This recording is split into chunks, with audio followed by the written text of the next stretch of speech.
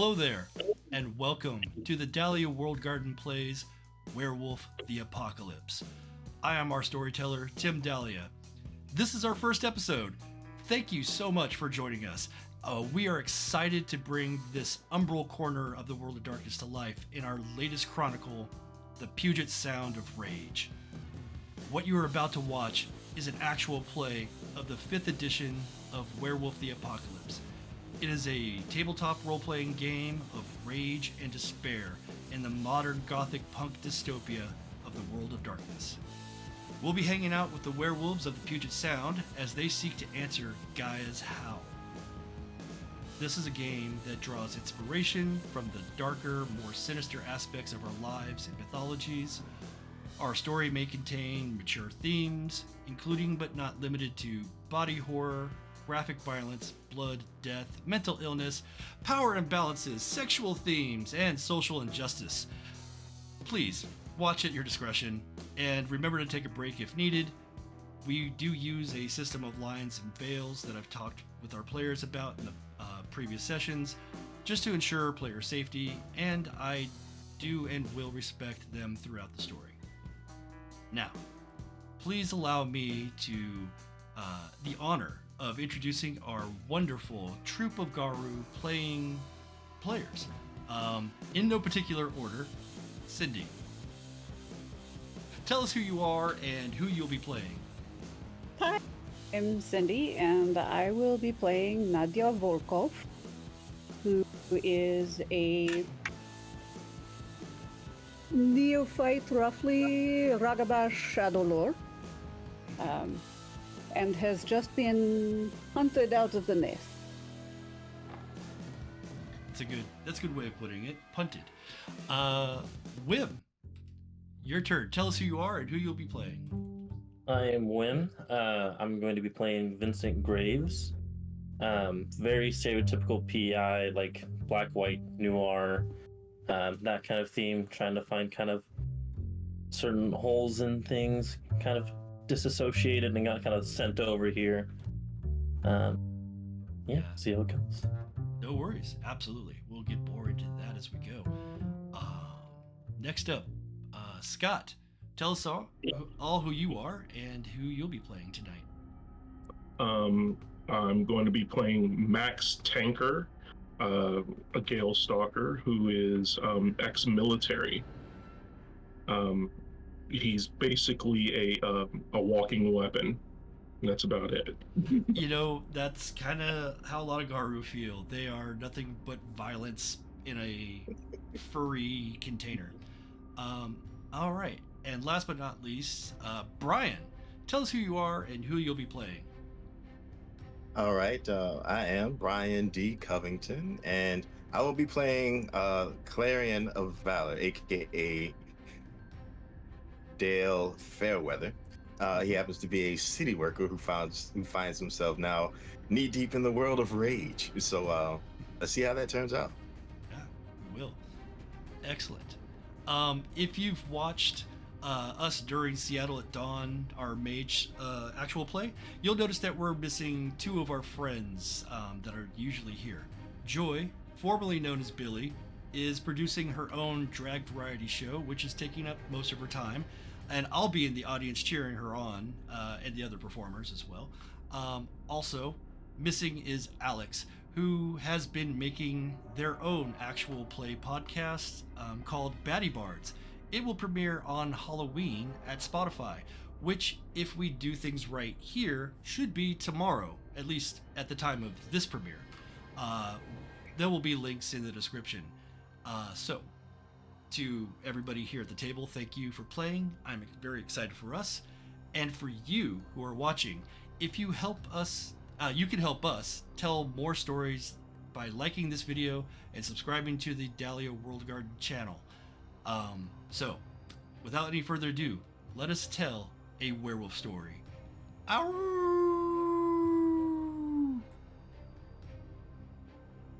With fervor. With fervor, exactly. With that fervor, we come back to our story. Put that there, and this We start in media res, as they say. It is the early spring. The nights have been getting shorter, and the moon is half lit in the sky. Grabby Hands' intel was good.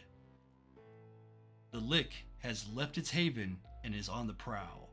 The predator in you recognizes the instincts that drive this undead monster are the same that sometimes motivates you. Do you find it unnerving to know that you have a beast in common?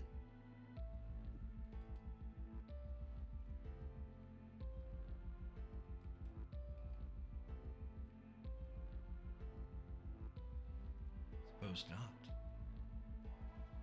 Oh, that's interesting.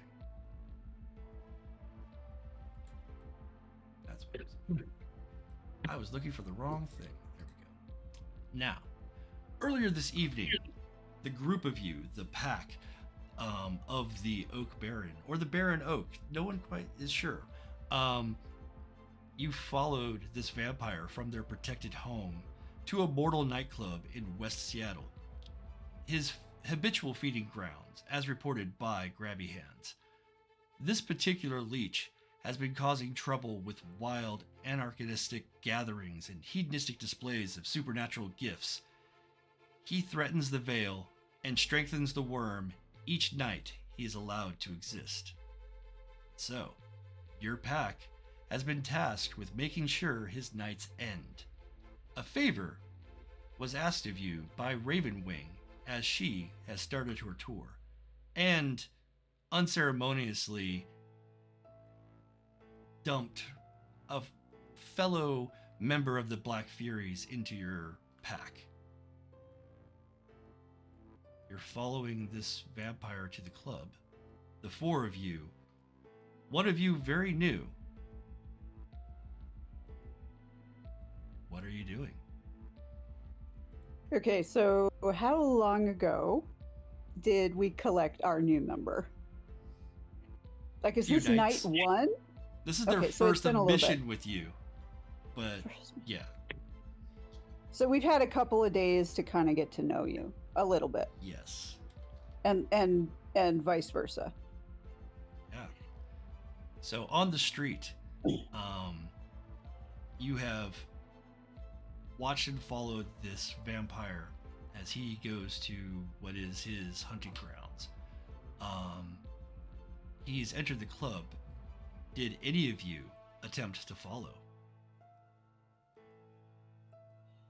I attempt to follow. Yeah. Nadja will. So Same. all But as four of we're you. entering in, does he pay? Does he talk to anybody before he goes in? Or does he just go straight through without anybody noticing? He gets up to the bouncer and whispers something to the bouncer, but does not get stopped and goes right on in.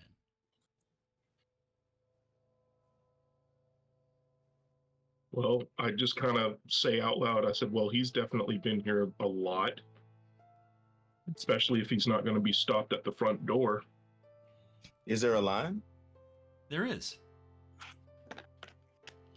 Either he's been here a lot, or he's just convinced that bouncer that he has been. Either way, we should definitely be on our toes. He may not be the only one. Absolutely. It's also possible that he can keep the people, the humans inside, on his side. So we should be wary of that. We do not want to harm the humans. We want to separate him from them if we can. So we will want to get him outside.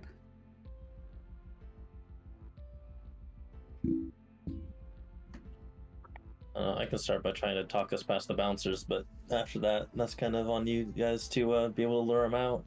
Okay. So the four of you approach the bouncer. Fitz, you seem to be leading the troop on this. How are you going to how does the bouncer see you? What does he perceive when you approach?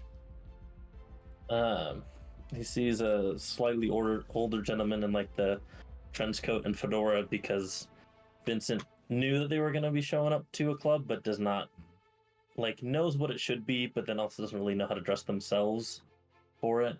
Mhm. Oh, this is what common people wear, but I want to look cool for it. That's what I need to do. So in the trench coat and fedora. Okay. You went with the classic noir look. Yeah. Really hip in the goth industrial scene these days. Okay. Now you get up to the bouncer, and the bouncer is a big guy. Imagine, if you will, oh gosh. I'm not going to say the Undertaker. I was thinking of a different wrestler. But a rather large, muscular guy with a leather vest on.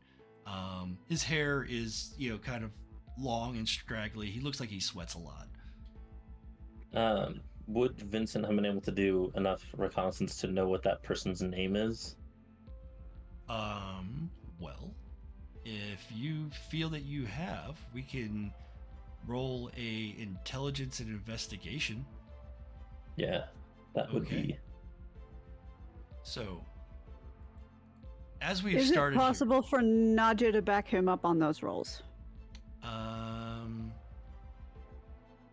Yeah, I'd say Because that, in the lead up to their investigation prior to this, she would have been trying to help him as much as possible to make sure that they had everything that they could possibly find. certainly we can say that you would add a bonus die to his roll. Since we started here in the middle of the evening, each of you, I will say, are at 3 rage. And with that, we can build a dice pool for Vince. We got the 3 dice here, and then we got this other one. So that's representing the investigations, his intelligence, and Nadja's bonus die. We're going to be looking for. This is not an impossible task, but it is something that the bouncer is trained against. So we're going to say difficulty 3. We're looking for 3 successes. And we have 1, 2, 3, 4, 5 successes. Nice. So, what do you say to this bouncer as you approach them, Vince? What was it? Be like, hey, Jimmy, long time no see, and I want to kind of, because is it just the one that's standing in front? I'm sorry? Is it just one bouncer standing in front? Just the one, yeah. And you've done your research, and so now you've got a little extra oomph on getting in there. Yeah, and I go like, hey, Jimmy, or like whatever his name is, and then kind of put my arm over his shoulder and kind of turn him away. And then be like, hey, man, how's it going? Long time no see. And then kind of motion behind me for everybody else to kind of walk through. Oh, you're going to just like sneak them all in. Yeah. Okay. So like, my persuading is essentially to be like, hey, look at me, look over here at the thing that I'm doing. Okay. Allow me to occupy your space. That, yeah, Do absolutely. Not hit me. Thank you. With that in mind, I'm going to have a, I'm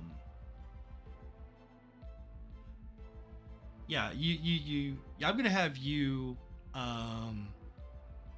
we're going to do a charisma check, as well as a performance, which you don't have anything in performance. Something persuasion. So, this is 3 rage dice and 1 regular. For each success, it'll lower the difficulty for the others to sneak through. So, oh no, I've already lost 1. That is 1 success. So that'll lower the difficulty. Let me grab my missing rage die. 1 second. See, this is the downside of that one thing. I do the best, guys. Talk about old school. Hey, dudes, let's get into the movies. Yes. Okie dokie. Normally the difficulty to get past a guard like this would be 3, but with the distraction, the difficulty is going to be 2. Let's start with Nadja. What does the bouncer not see as you sneak by? And I'll build the dice pool while you do that. Am I describing myself? Yes. Okay, so hair, relatively petite woman. She stands about 5'7". Dark hair, pulled up into a French twist on the back of her head and secured with hair combs, or not combs, sticks, hair sticks. And she is in black on black tonight, but it's a satin blouse with a, because we knew we were coming to a club, so it's like a black shrug over the top of the black sequin covered blouse and black slacks. They fit kind of tight. And she's got black boots on her feet, and she's just walking through like she owns the place. Absolutely. Like she absolutely belongs right where she is. Yeah. And the bouncer doesn't see you at all. You got 6 successes on that. All right.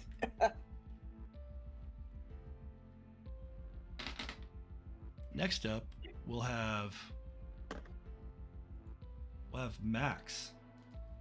What does the bouncer not see as you sneak by? Well, I'm about 5'10". Unfortunately, I have wide shoulders, and I'm kind of built, but a little on the hefty side. But and I'm wearing definitely a black leather jacket, and I'm wearing my monochrome combat fatigue pants with combat boots, and I just I glance at them as I walk by and just kind of scoping out the scene, checking any possible threats on the way in. Okay.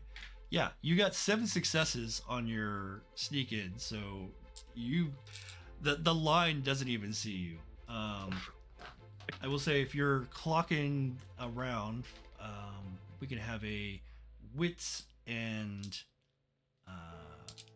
awareness roll as well, just to see. Yes. I'll keep that in mind.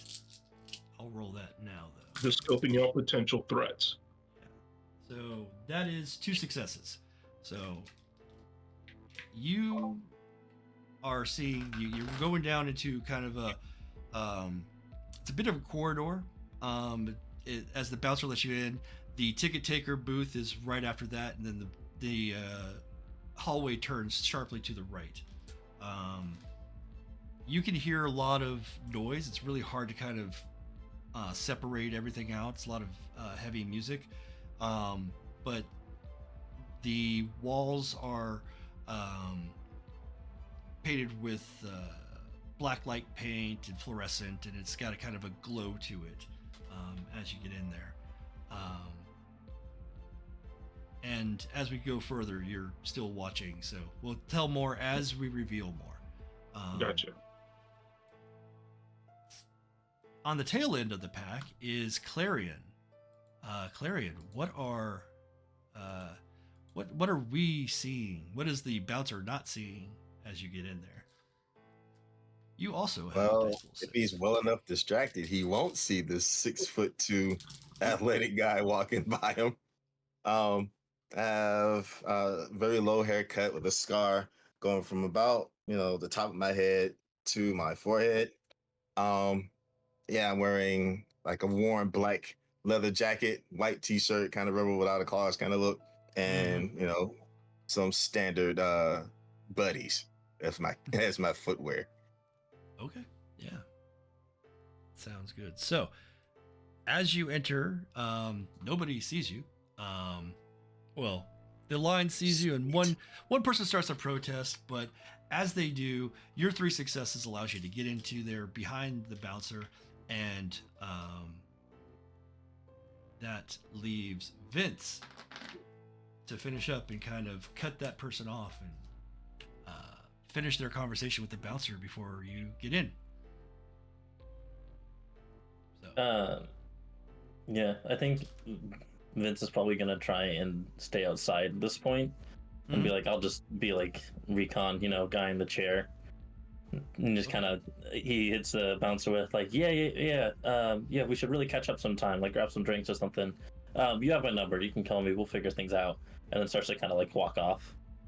And he looks a bit confused for a moment, but he seems to think, yeah, maybe I do know that guy. As you are able to get your face man on, and you're able to get into the club. All of you successfully get in. No rage lost. You're good to go. You get up to the ticket booth. Easy enough. They stamp your hand. You pay your $10, and you get in. Success, as they say. So, next.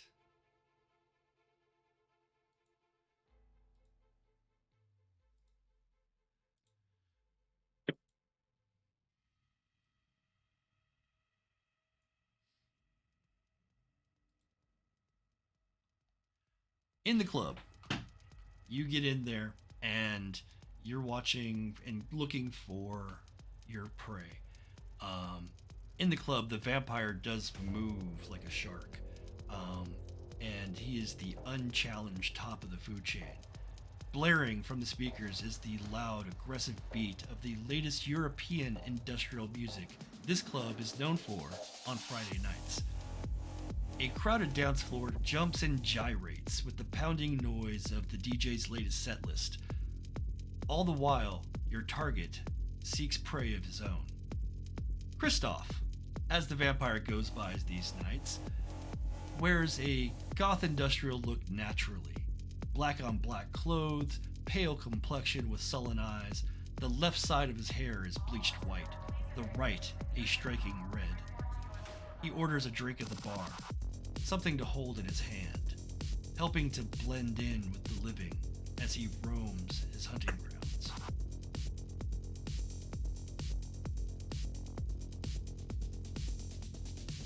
You watch as Kristoff socializes, selecting his delight for this evening. The drink in his hand is still full, but eventually he finds the one. A cute, wide-eyed goth girl, far too exuberant to have come here very often before. She enthusiastically follows him towards the back of the club. In the blink of an eye, go ahead. Nadja will have scoped out the back exit because there had to be one. Yes. And kind of stationed herself near it. And while clocking his movements. And I am assuming now that we have some kind of earbuds or something that we're keeping in touch with each other with. Well, none of you are particularly tech savvy. I don't believe. Well, I figured Vincent would have done that in his capacity as our guy in the chair. That's a possibility. Let me see.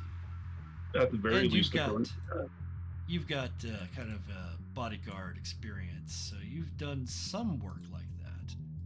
It wouldn't be out of the norm, and it wouldn't be something that you would be uncomfortable with. So no, it would have occurred to Nadja to at least float the idea of setting something like that up. Yeah, absolutely. Yeah, I'll allow that. And you guys have thought about this. You prepared for it. You got the new guy on board. You found an extra headset. And short notice. Short notice headset. Yeah, you're able to.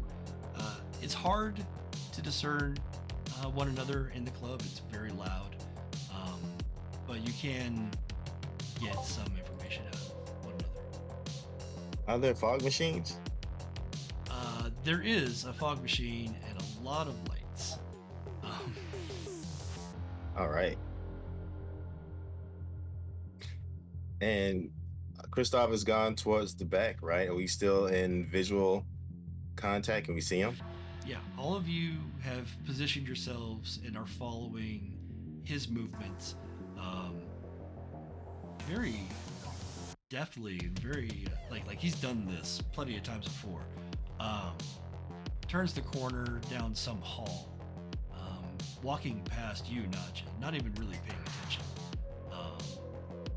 as he heads down the hall towards that emergency exit into the dark alley that you blocked before. I'm gonna give him time to get most of the way down the hall with his credulous little snack. And meanwhile, muttering, sort of, just so that I can be heard on the headsets, I have him out the back door very shortly. Vince, are you in position? Yeah, Vince will slowly start to move towards the alleyway they think they're going out of from the communication. But I think this was probably a little rough. Now, I think so. I hear a lot of music, and I'm hearing just a little bit of alleyway. I didn't get much more than that, but I'm just going to assume this way. Oh, yeah, there's people coming out. Okay, and then Nadja's gonna start heading down, making sure that her packmates are following, at least casting a glance to see how close they are. Because she does not want to get out there and face a vampire all by herself. Through the crowd, since we still see my prey, I always keep you guys in line of sight. Even though I go like a flanking way. Yeah, so if you are already at the exit, I was already on my way over that way. Keeping you, and you said his name is Kristoff, right? That's what you heard. Right. Keeping you and Kristoff and my packmates in at least some form of line of sight. So I'm making my way to the back door with you. Yeah. Okay.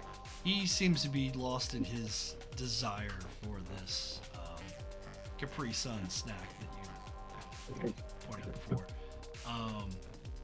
Predictable. In the previous nights, you have seen him pull this move several times, and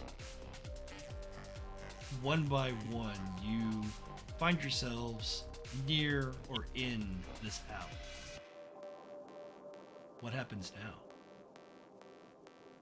I want to see if I can do awareness and intelligence to see if this is any kind of a trap or if it feels like some kind of a trap.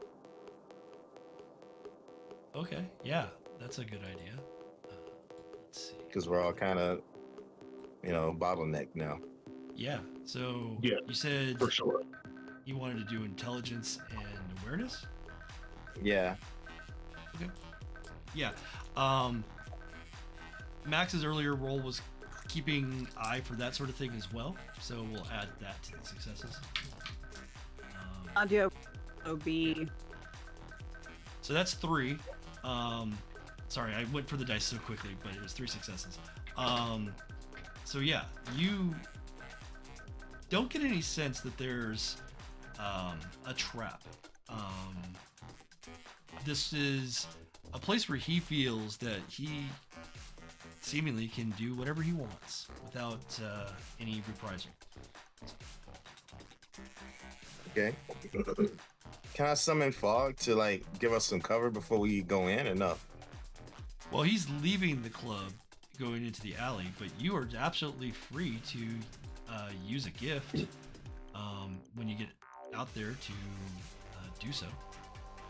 Just figuring it would give us a little more leeway to, maneuver without putting ourselves in so much immediate danger.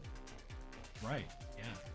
So this gift allows you to cover an area with fog roughly the size of a house, and everyone in the fog will suffer a 2 dice penalty to awareness and firearm tests. If that's okay, then yeah, we can absolutely have you use that. It will cost 1 willpower. Hey, let me check with the squad because Yeah. I don't want to slap a bunch of eggs on everybody and say, okay, now let's kill this werewolf. It means it's our vampire. So I guess I should play this out. Yeah. So I think this calls for a bit of fog. What do you think? Think cover would be good. Absolutely, it'll help me camouflage. Yeah, Very yo, well. you guys are the fighters. You guys get in there. I will, Yeah, Vince, Vince. I will Walk her back. try. I will try to send the little prey toward you. Be ready to catch if you can. Okay. So yeah, the alleyway is not a dead end. It's open on both ends. Vince, it sounds like you're gonna set yourself up near the opening at one end. Yeah. Are there any of you gonna try and box in? Yes, I would like to try and get around. I don't know if this is going to be a speed thing. I don't know how this is supposed to work. Here Good is where question. we start learning the rules. Oh yeah. So Nadja has a 3 in stealth. Mm-hmm. And she would like, with this vampire being so absorbed in what he is doing, I would like to skirt around him to block off the opposite end of the alleyway. Yeah. To the one that I am assuming the door is on. I'm not sure. They're usually on one end or the other of an alleyway or close to it. Right. Actually, I was going to ask, do we see how the vampire is positioned with his prey? Yeah. So he leaves the building out the exit and whispers something into her ear, and she giggles. And he leads her further towards the center of the alley into the shadows. Okay. So, with me, I know I don't have any stealth. I'm lumbering dude who's I gonna mean, you come have through. 3 dots in stealth, to be honest. So that's better than average. I'd say you wouldn't need to roll anything for stealth. The 4 of you get into the alleyway and get into position pretty easily. He's distracted, and you guys are capable monsters. And I would say that if Clarion's going to spend his willpower, then he can summon the fog. And this has got some external thing that you would do to summon it. What does Clarion do? Like, what spirit does he... a fog spirit taught you how to do this. How do you invoke the power of the fog spirit? That's actually a pretty good question. How about I inhale deeply and I drag my hand across my chest like this and breathe out, and then the fog starts to come from all areas Okay. as I breathe out. So the longer I exhale, like the thicker the fog gets, kind of thing. Okay. Yeah, you've got... this is going to be a dice pool of 6, because you got Okay. 4 resolve and 2 glory and... Glory. So yeah, each success will cover a area about the size of the house. So this could be pretty big. I see 2 successes. So you can kind of fill the space. A slow creeping fog rolls in to the alley as everybody gets into position, and this vampire begins to he takes the girl and he pulls her against the side of the building, and it's kind of disgusting to watch from the outside. It's not a sexy thing from this perspective. It's gross and it's overpowering somebody. And there's now cover from the outside world looking in, and you have him in the center of this alley. What do you guys do now? As soon as one of the others distracts the vampire, Nadia's going to be looking for a way to get the girl out of his grip and, away from him. Okay. How do She's you going to be approach watching the for the pair? opportunity. Well, I have snuck around past them. He's boxed in at the moment. Right, he is currently boxed in. I am waiting for... So Nadja is assuming that Max is going to get his attention first. Okay. So she's waiting for that. She is hoping that there will be an instant, and she's watching for this instant when he turns his full attention to Max and kind of relaxes his attention on the girl to, like, I don't know about jump in, but get in there really as fast as she can without harm to the girl and get her back away a few feet. Okay. Also, is Max and I in the same, or are Max and I in the same vicinity? You are all are we close? relatively close. Yeah. Okay. Alleys can only get so big. True. Yeah. And there's usually dumpsters and other assorted things in them. Right. How high up is the club? Like, where's the ledge? I mean, there's no real ledge. It's ground level. It's just a big kind of warehouse building. And mostly in the West Seattle area. Would I be able to use Hare's Leap, like, with stealth, to like get on the rooftop?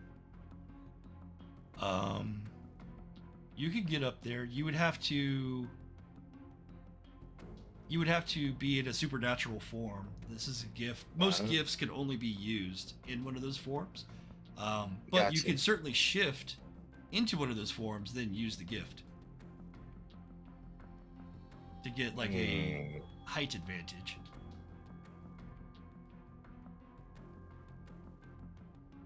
And that's is it one rage point? So Yes. you would do a rage check to shift. Rage check. So you can shift into 3 separate forms. You've got your near wolf, the war form, and the near human. So dire wolf, near human, and Krynos. Sorry. And the near human is Hispo? Glabro. Glabra. Trying. All right, No, let's you go. got it. Let's go for that one. Okay. So a rage check, which is basically just pass fail. You passed. So your form shifts and you become a little taller. You hunch over a bit and your shoulders widen and your form takes more of a bestial look. You kind of look like, the classic movie monster werewolf, teen wolf type. Wolf yeah. man. But yeah, you're a wolf man. But that gives you 2 additional dice for physical tests. And so you can now, in this form, you can choose to use Hare's Leap, which will require an additional rage check. Okay. Oh, that's not one. All right. Also a success. So you don't lose any rage. You are now able to use your strength plus your glory. And then for every success, you can jump 2 meters vertically. So in your case, that is going to be 4 strength and 2 glory. For a total, for a dice pool of 6. Okay. And that will give you what you need here. And Sorry. there's 3 successes.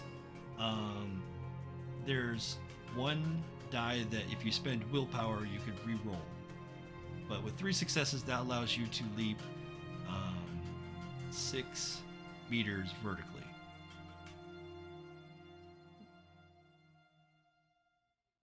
So how high would I have to get? What's the goal? To get to the rooftop. How tall is a building typically? That's a good question.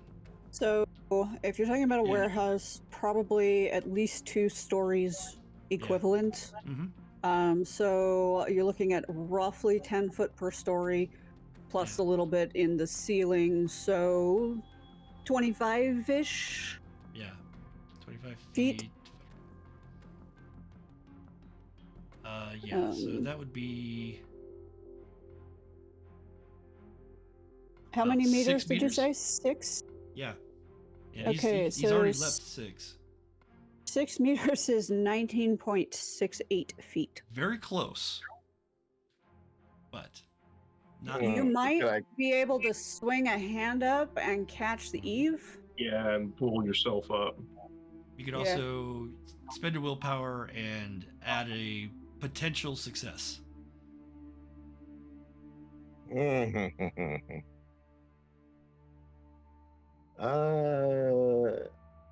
What's my willpower? I didn't see Your that. willpower is 7.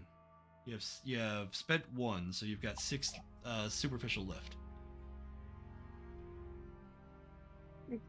All right, I'll spend 1. That'll leave me Okay. with 5. Okay. So we'll take that one.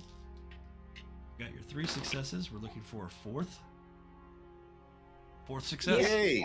So- Look, it's 2 dots. Awesome. Not that it matters, but if you had 2 dots on any of the other ones, that would have been nice. But Yes. but that's a 10. You are able to clear the distance and leap and land on the roof with your feet, no hands involved. Beautiful. And you've got clear, well, obscured, foggy vision, but you can still see your targets. Gotcha. I want to position myself right over Kristoff so that I can do a death from above thing when the moment's right. So, with that being said, do we notice him getting on the roof?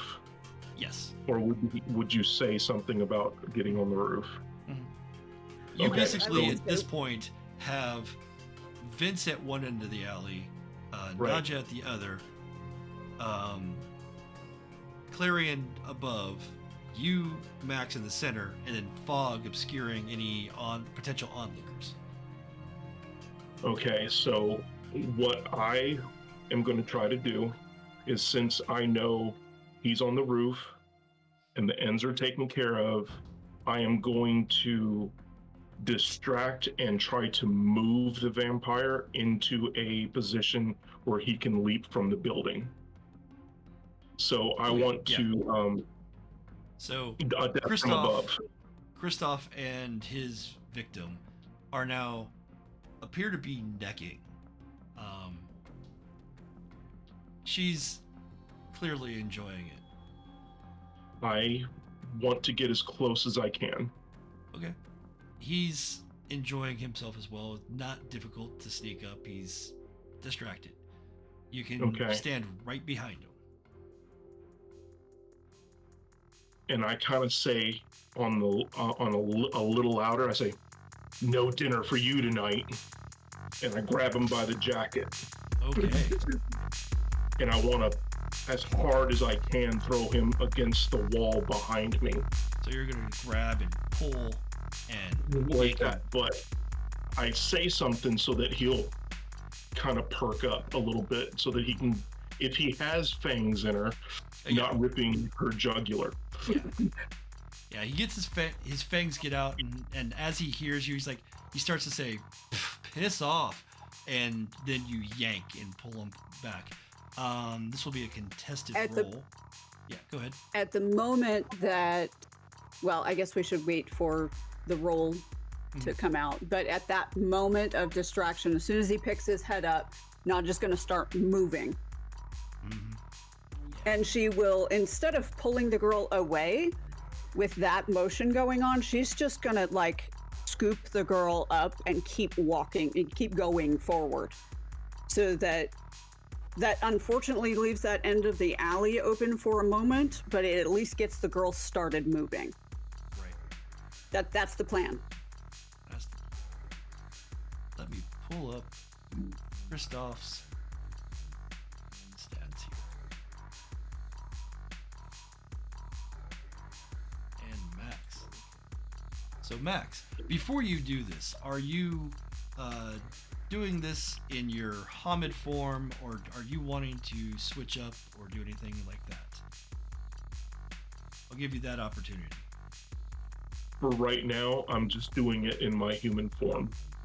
Just your regular old Hamid form. Oh no. Because if we have this planned out, once I get him off and she comes by to get that one person, I want to take post up where she was, and then I'll probably start to change into Wolfman. Okay. Sounds good. We're doing a rapid switch. That's right. This poor vampire was all nice and comfortable and was looking forward to a cozy dinner, and he is not going to get that. A form of confusing your enemy. So this is going to be for you, strength and brawl. You're not enhancing it with anything, so you're just in your straight up human form. He himself is just a normal little vampire as well. So his strength, and he has been feeding, so his hunger is not very much. He's actually pretty sated. We're gonna say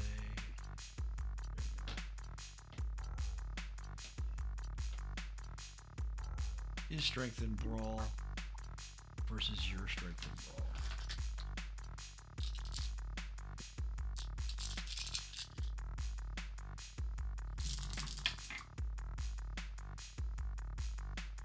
So the black dice are his, and the onks are also his.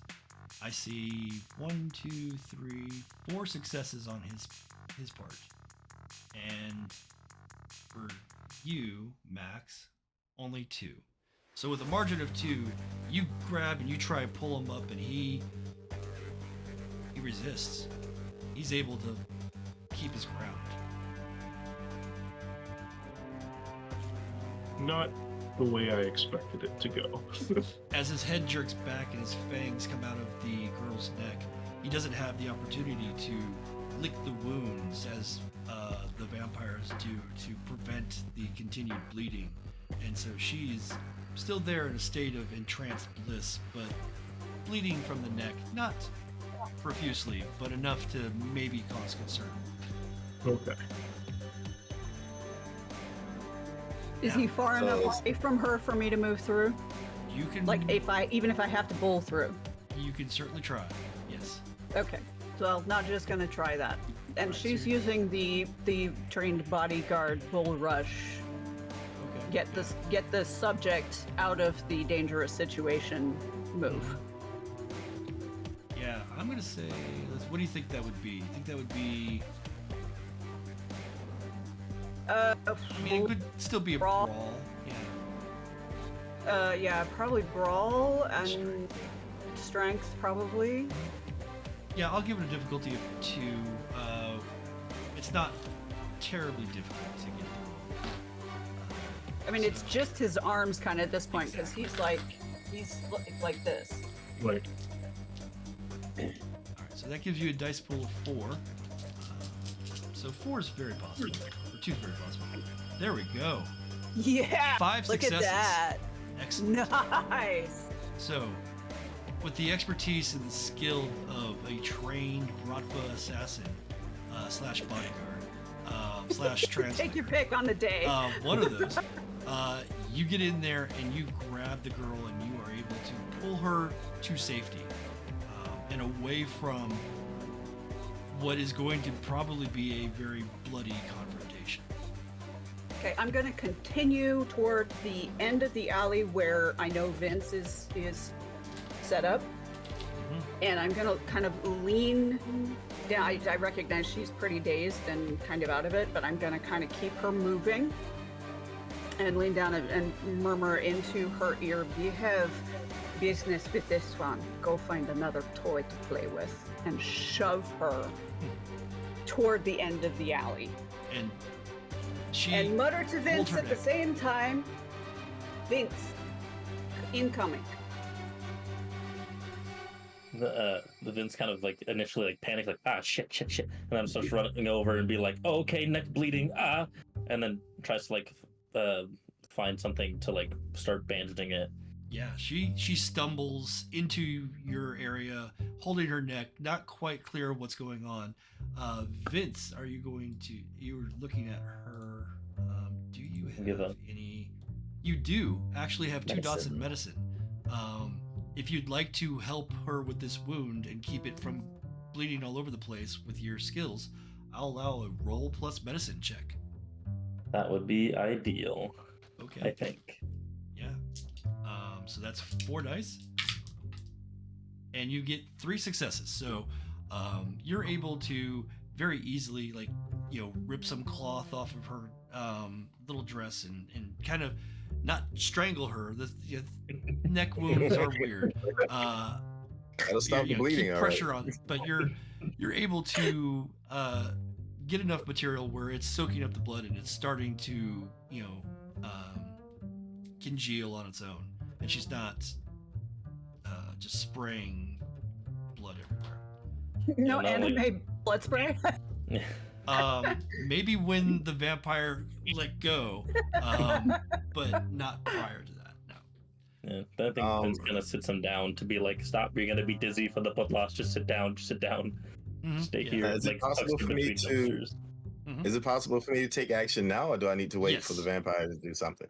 No, I was actually going to say now that the girl's been pulled away to safety, Nadja's turned around and making her way back to the center. Kristoff and Max are kind of squared off now against one another. You are waiting from above. So this is your opportunity. I'm going to go for it. So I'm going to leap down and claws fully extended, hopefully drag his spine out through his back. Yeah. The only way to be done. Yes. Yeah. So in the Glabro form, you get the addition. You don't have like claws per se like you would in Krino's form, but you definitely have that extra physical advantage. He doesn't really get a chance to see it coming. Because right now he's got his hands full with these hominids. At the very least, right now, his all eyes on me. Yeah. Exactly. So. And he's potentially a little confused about his prey disappearing from his grasp. Right. Abruptly. I'm gonna say he has.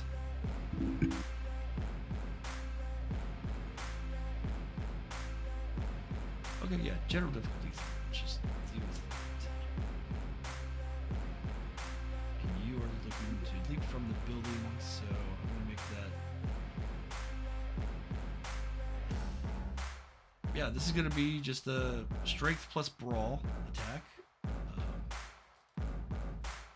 Would there be any potential addition due to my full body weight going into this blow?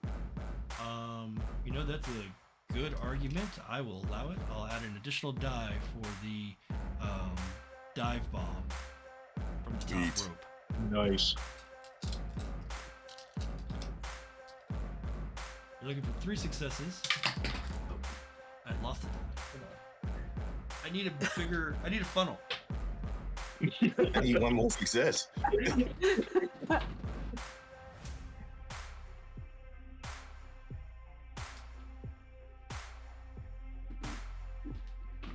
Oh no. Look at that. You've got a 2 bite marks. But guess what? Your intent is What? to cause harm. Your intent is to damage, to break this person. This is a brutal result. And as such, instead of a failure, it is actually 4 successes. Yay! So 1 more than the margin. Nice. Got our first brutal result, folks. Okay. Nice. I mean, yanking his spine out the back is pretty brutal. So That's about as brutal as you can get. So with the margin and with what you're doing with the additional height, I'm going to say that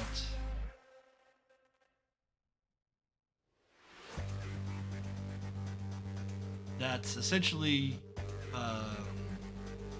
4 damage, superficial. He has the vampire's toughness, so he is able to subtract 2 away from that. So you end up doing 1 superficial damage to him, bashing his body from above, but it doesn't seem to really do a whole lot. He is definitely not human. Okay. Normal human would have crumpled at this. So no spine belt for me. Okay. No Damn. remove, no Mortal Kombat fatality, but you definitely brutalized him, and he kind of falls to one knee, and he, as you stand behind him now. A lot of things are going to happen all at once, it seems, now that you guys are here.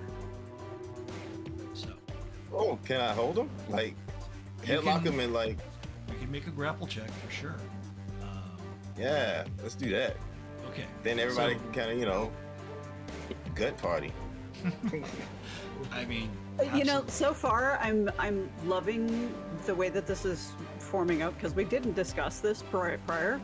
No. This is exactly how a wolf pack hunts. Right. This is exactly how they work. This is what we expect to see. Let me. So everybody's going to be kind of acting at once. That's kind of how this game plays. But all of you are in melee at this, or melee range, with the exception of Vince, who's running point out in the field. The 3 of you, though, are kind of in the same space, and the 4 are all in combat. So I'm going to get everybody's intent here in a moment. So it looks like Clarion is attempting to grapple. Is that correct? Yes. Okay, so you're going to grapple. We're going to go through the grapple rules here in a moment. And I think next up would be Max. What is Probably Max? not because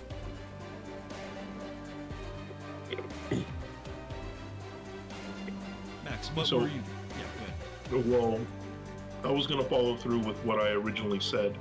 Even though I wasn't able to get off to the side to try to box him in again, I am going to go Wolfman Okay, so and you're try gonna, to help. Yeah, and try to help out Clarion with either finishing him off or being able to make sure that he can't flight. Okay. So are you going to, when you say Wolfman, are you going Glabro or Krenos? Galabro is more of the Wolfman, right? Well, Glabro is the near human, Right. and That's Krenos is the war form. okay. No, the more human form. Okay. So we'll do a rage check for that in a moment. And Nadja, what are you doing? so I should make a point. A few months ago, when you acquired the diner, your patron gave you a gift in a box that you had not yet opened. You have opened it since. I was supposed to open it after she left. Yes. And in that box was a clave. Ooh. The clave is a traditional Garou weapon that is basically a ritual dagger made of silver.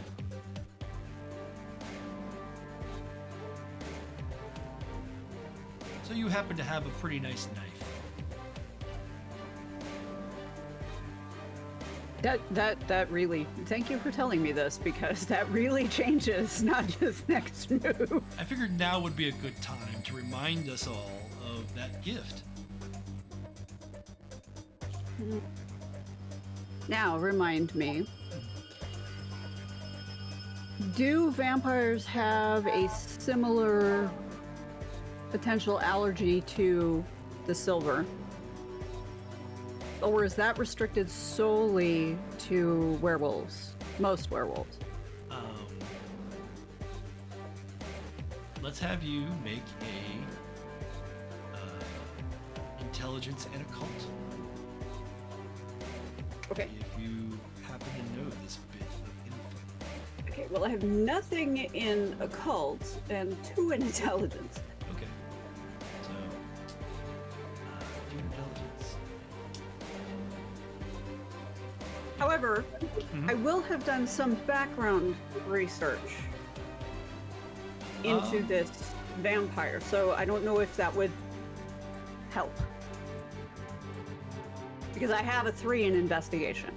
Yeah, that would have given you investigation Right. into, like, the mask that the vampire uses and other, basically His their hunting life, habits and that kind of thing, yeah. but it doesn't really give you occult knowledge, unfortunately. Did Vincent help research the occult stuff? Well, you do have that, but this is something that we're talking about. Does Nadja know this? No. If Vince had, like, while they were preparing, this would have been Yeah. part of the conversation. Because I'm This sure should be- they know she's got this knife. If this was Vince, then we can say that Vince has made this roll already and has had that conversation with the group of you. So I will do that. I will say that Vince has done a little bit of background on this. And Very little. you don't know. Okay. It might, maybe. Okay. Well, You don't it's worth think- a try. You know that they're not Garou. They're not natural. They're undead. You have specific reasons why your species or your race is, silver. Right. Wheat or Sensitive. whatever, but sensitive. But you don't know if that extends to these creatures, and it doesn't. You don't know. It's still a knife. And it's still a knife. Yeah. Okay, so that being said, Nadja's gonna probably take advantage of her much smaller size and attempt to get in kind of under all of the flailing arms and teeth. She's gonna go low, and this is gonna be extremely positional. She will either attempt to hamstring the vampire or gut him, dependent upon where the space is available. Okay. By preference, the gutting, because intestines wrapped around your feet is difficult to move in. Okay. All right. So, several things are happening at once. We'll say that first the vampire is going to try and rouse their blood.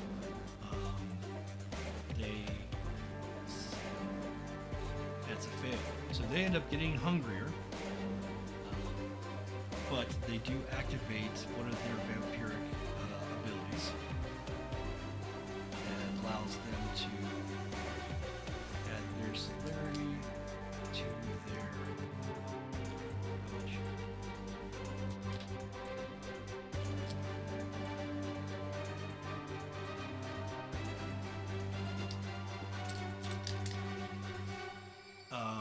Clarion, you're attempting to brawl versus this vampire's turn. They're going to lose 1 die because you're attacking from behind and they're not quite sure what's going on.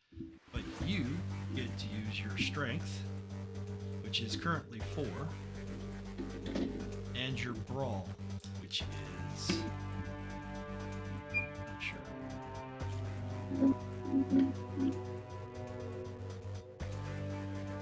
2. So you get an dice pool of 6 versus their dice pool of 6. All right. Even kill. Maybe.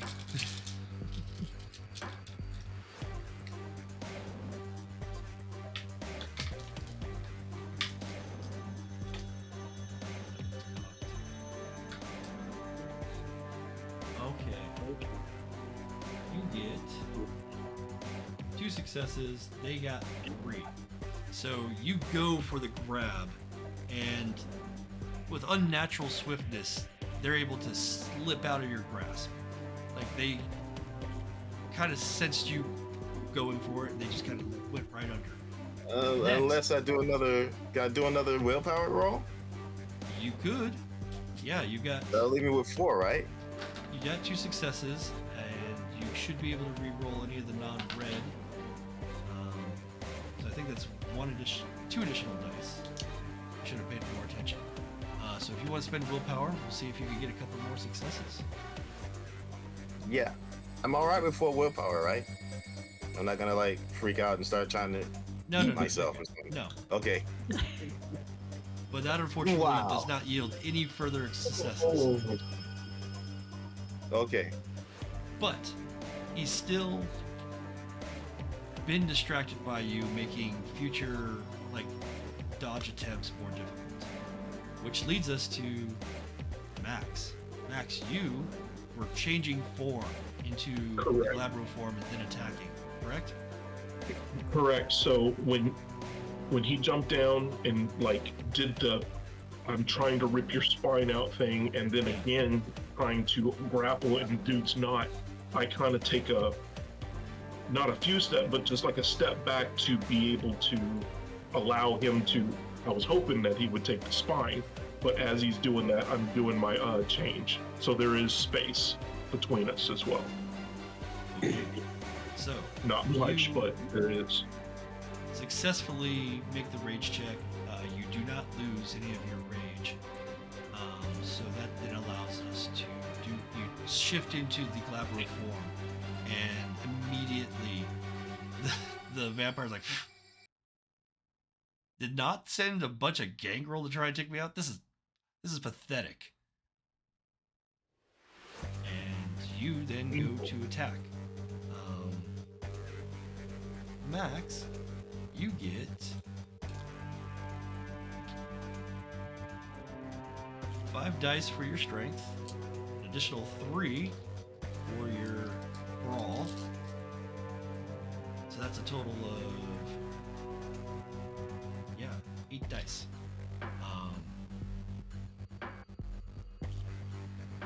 He is not in a position to really dodge. He's on his knees, right? He slipped out of the grasp. He's kind of now more standing, but yes, he's not in a really like defensible position. So I'm gonna say, yeah, we're looking for a difficulty of 2, and you want more than that for the margin. Oh, Yeah. 5 successes. That is awesome. Well, brutal results, but yeah, 5 successes. That's a margin of 4. You just tear into his face, and you're able to do an additional 2 superficial damage. Okay, I am definitely doing my best to take his bottom jaw. No more biting. So when it comes to superficial damage, there's superficial and aggravated damage. The method that you decide how much somebody takes on superficial is that whatever the margin is on the dice, divided by half, rounded up. So if you did 4 successes, that's 2 superficial damage. Gotcha. Aggravated damage. So to a creature like to a werewolf, everything's superficial damage except for fire and silver. For a vampire, they're hardier, so a lot of things are considered superficial, like bullets and stuff like that. Right. So your bite as a Kratos or a Hispo would do aggravated damage. And then certain like big mutilating things also. Okay. Nadja, you're Yes. up. Your attack. Okay, Nadja's going to be aiming for the little bit of space between Max and the vampire, Mm-hmm. Yeah. while the vampire is attempting to keep his face on the front of his skull. Nadja's going to go for the ripping the abdomen open as she goes by with the knife. Okay. Go for an abdomen with the knife. And this would be melee. This would be melee. And it would also be, I'd say with the dagger, I'd say that's dexterity, especially with what you're trying to accomplish. So that's 5 dice. 5. Yep. However,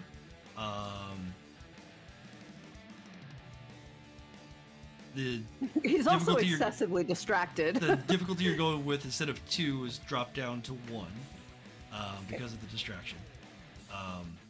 Also, give you the opportunity. Did you want to shift forms or stay as Hamid?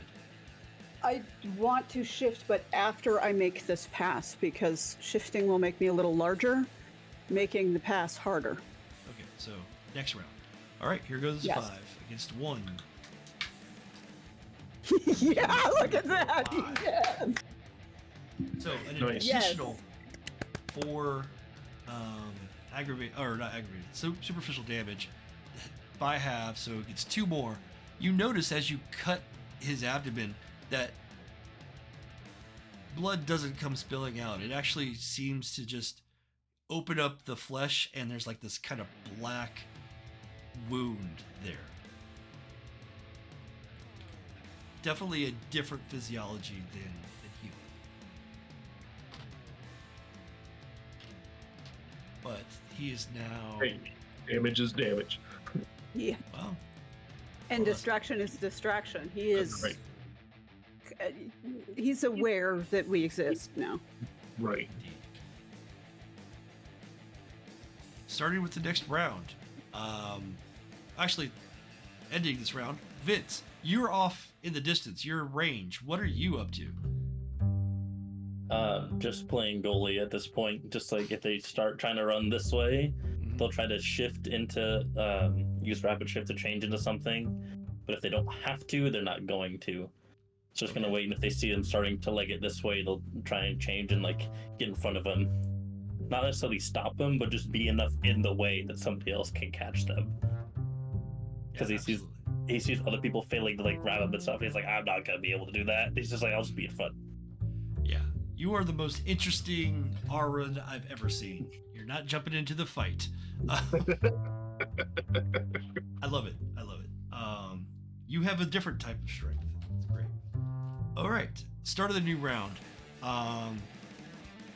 He is going to rouse his blood to see, and he does succeed. So he does not get hungrier, but you see the flesh on his abdomen actually starts to knit, and some of that damage that you've done goes away. All right. What is How everybody's deep is the intent? gash? It's a good like half inch now. It was a little bit more, but it almost immediately healed with his supernatural abilities. Gotcha.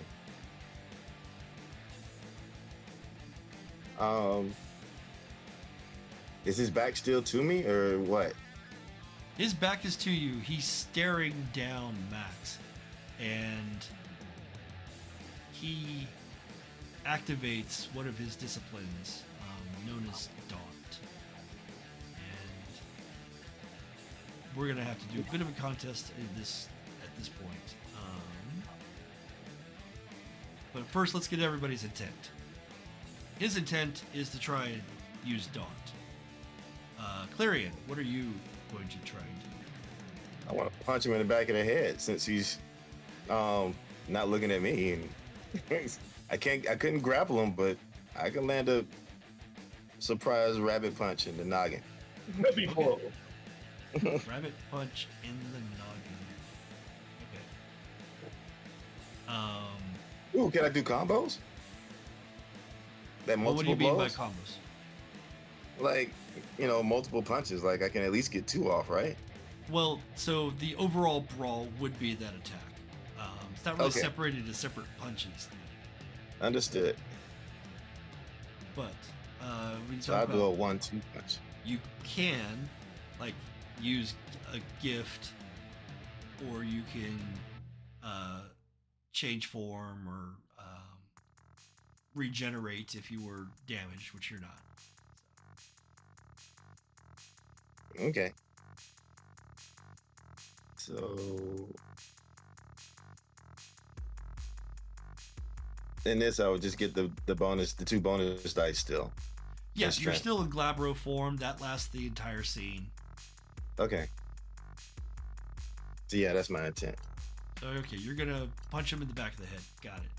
Yep. If I can Um, render him unconscious, that'd be even better. But I think that would take probably more strength than I have. Maybe. You never know. You've got 4 currently, so all right, Max, what is your intent? My intent is to keep that wound open, so I'm gonna stick my hand in his stomach and pull up.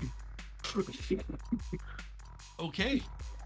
Absolutely brutal. If I I'm can take a down with rib cage, that would be awesome. that. Okay. Yeah, absolutely. I would say that at that point may be considered aggravated damage. Vampire bodies are weird. Nadja, what are you intending? Okay, so Nadja, at this point, she is pissed. She is done with this jackass. She's gonna go Krynos. Okay. In Krynos And- form, what are you trying to do when you do that? So she is going to go Krynos, wait for an immediate opening, whatever's happening when she completes the change. Right. She will dive in, and she is looking to hook claws in, teeth in, whatever she can do to get a hold of him and either bear him to the ground or rip his throat out. Doesn't matter to her. Okay. So you got 2 separate types of attacks as a Krynos. Would Okay. you go for like a bite or a claw attack? You can still use your clave as well, but you got those options. No, I think the knife is going to go away as she begins her change. It's Okay. going to go back in its sheath. Mhm. Because it is not fast enough. All right. So claws or teeth? I think she will start. She'll make a leap and go with teeth, but at the end of the leap, as she connects, also be like trying to grapple. So it's kind of a combination idea. I don't know how to Okay. explain this. No, I mean, so you can grapple, and if you are success with the grapple, if you have success with the grapple, you will immobilize your target, and then on the following round, you can do a bite attack. Let's go with that because she would like to make this jackass as immobile as possible. Okay. So, first, before anybody can act, the Kristoff is going to use his presence against Max.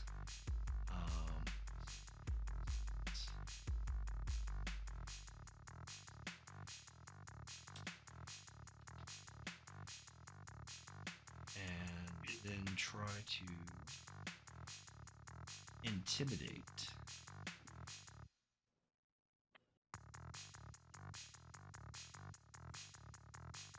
Okay.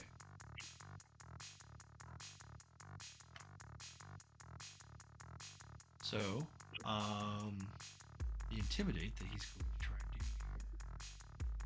Okay, he's got that. And he's got. Sorry, His dice pools are weird. So Vampires are weird. yeah.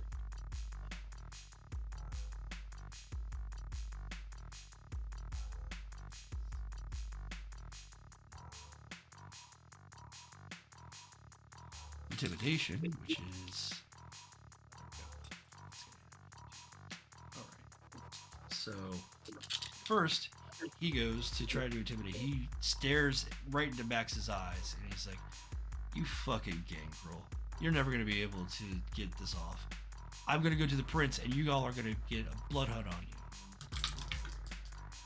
And he gets one success, two successes. Yeah, two successes. Versus, I'm gonna have Max do a willpower. We'll just do straight willpower. This does not have it. So for Max's willpower is 4. Those were 2 successes. And 2 successes.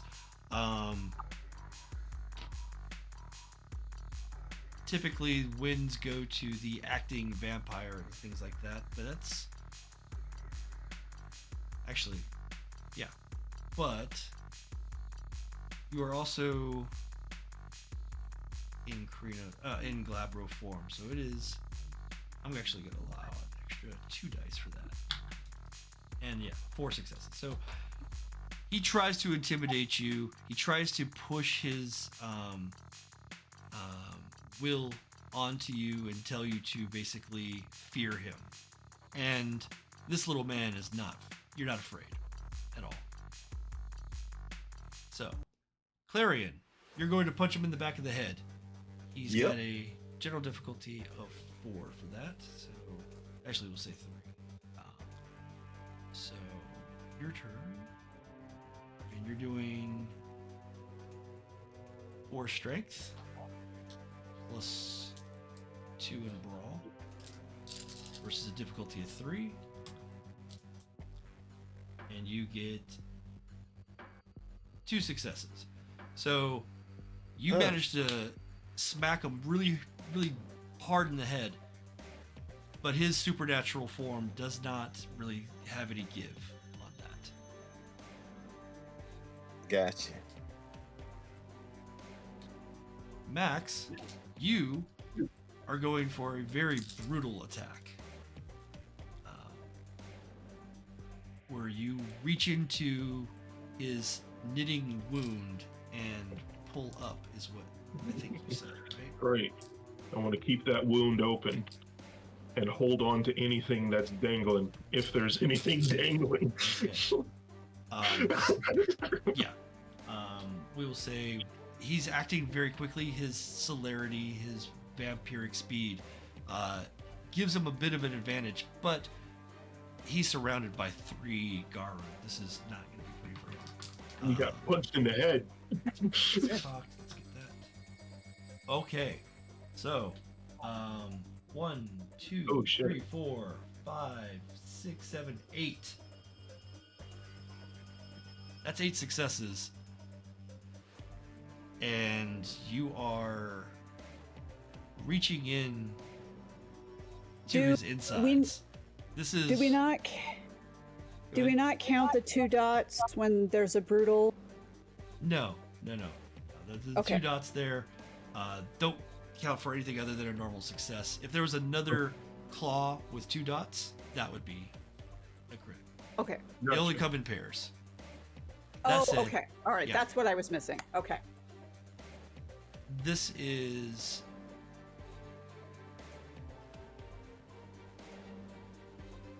I'm going to say that this is 8 aggravated damage with this brutal result. So, Max, how do you destroy this creature of the night?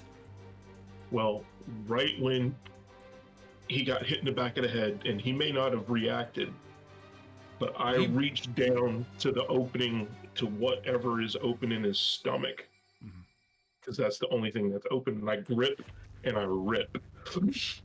All right. Yeah, you grab a hold like a nut flap. Yeah. You're your enhanced form, you grab him and you reach in with your right hand and you push in and you feel around, and it's this wet, sloshing, kind of just this cold body, and you reach in until you find something hard to grab a hold of, and you begin to just pull up, and you see his legs lift off the ground, and he doesn't understand what's going on. He thinks that this is beyond possible. Like, he never heard of such power from any vampire he's ever met. And you pull and pull, and his spine comes out of his body. Oh shit. And he loses control of his limbs, and he crumples to the ground as you drop him in a bloody mess. Nadja, you do know one way to finish this. Decapitation. Nadja will absolutely take her knife and just cut his head off. And as his head leaves the body from the final cut, he starts to age rapidly and then quickly turns to dust and disappears with the surrounding fog. Yeah. And so ends the unlife of Christoph Newman. Fuck that guy. Go team, go. Go team, go. Go team. This is what you get for hunting on our territory. Well, it's not your territory, but yes, it is. You were asked to help out the Ratsilian collective rulers. Garou Yeah. territory. Indeed. And I think that's a good place for our first break. Oh, whoa! Oh no. And we lost somebody. He really said, "I'm out." We're not done yet. Oh, Brian, come back. All right. I will return in a moment. We'll take a quick break, and let's give it 5, and we'll be right back. Okay. Alrighty.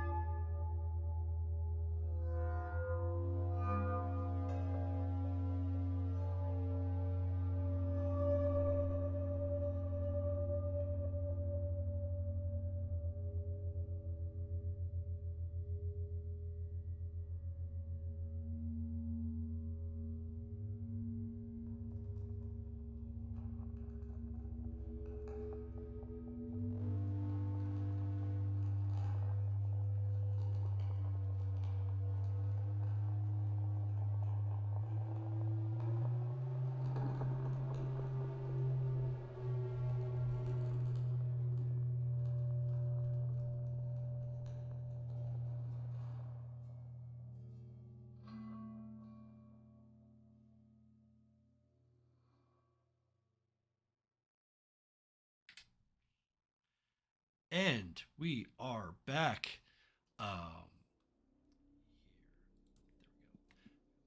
Now. Oh, that happened. Oh no. Oh well, no biggie. That'll go away. Now, the four of you, having dispatched this typical vampire, at least as far as like popular media is concerned, feeling pretty good about yourselves. You kind of wash off. There's no real blood. The vampiric vitae is more. It just kind of once the vampire's dead, kind of goes to ash. So, not really a whole lot of things to clean up after the fact. You shift back to your Hamid forms and return to the Oak Baron Diner, the cairn you took over a few months ago. It's open 24/7, and you enter through the front door to a mostly empty dining room. The kitchen speaker is tuned to a podcast that the cook enjoys, an alt-right outrage outlet called The Right Track, hosted by Track Morrison. You can hear him going off on recent events. And is a patriot and a man of God. Ned Calhoun is facing a trial where the media has been poisoning the jury pool for months. How can we expect a fair, unbiased justice when the 24/7 fake news cycle is brainwashing our citizens? It can't. Ned Calhoun is a war hero. Ned Calhoun loves this country. He is right when he says our country is being overridden by... And the waitress grabs the speaker and turns the program to a pop music playlist. The cook starts to protest, but Kate cuts him off, saying, "We got people to feed. We don't need to hear that bullshit." And Kate nods to you as you pass and enter the back office. And it isn't really an office. Not for the purposes of the diner's business. It's more like your clubhouse. And three of you have very clear spaces in this room. So Nadja, tell us about your corner in this space. Okay, so I am imagining it's like a little desk cubicle cubby thing. Mm-hmm. Is that what we're talking about? Yeah, this is kind of just the collective space where the four of you now can kind of just get away from it. Like, there's spirits in the area. You can work with that local spirit. You got the oak out front, it's Oregon white oak out front, and of course your bond and your territory of this area. But this is kind of the centralized location where you meet and discuss and talk, figure things out, and maybe get some eggs. Okay, so Nadja's like space is probably pretty. She's got a pretty comfortable chair, and it's otherwise very neatly and precisely arranged. There is zero clutter, like nothing. Everything has a place and everything is in its place. The one personal-ish thing, other than whatever blazer she came in wearing that day, is going to be a small framed, I think it's 4x5 photograph. Mm-hmm. It's starting to yellow a little bit, so it's pretty old, and it's a very young Nadja with kids, I think it's 3 kids of about the same age. And they are arms around each other, hanging out in front of a fairly typical nondescript brick building that could be anywhere. And the kids are all pretty standard kids. There's nothing that stands out about them. They're all in casual clothes. Yeah. Kid clothes. Absolutely. Okay. All right. Awesome. And what about you, Vince? So probably in the opposite corner, the exact opposite aesthetic as well of clutter everywhere. Vince likes using paper a lot to when he's working in cases, because he also has a big pin board that he's just like the red line and everything. Because it's not just you really gotta see it visually, and get into it. I love a good murder board. Yeah. And then on the desk is probably just like a really old computer, which is his excuse to use paper. But there's paper like across the desk, there's some on the floor, and I think at some point they would have marked a line of like no paper is allowed to go beyond this point.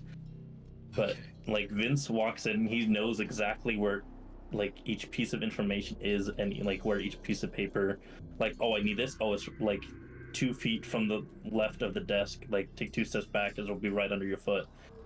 Like that type of like knows exactly where it is. It's just everywhere. Yeah.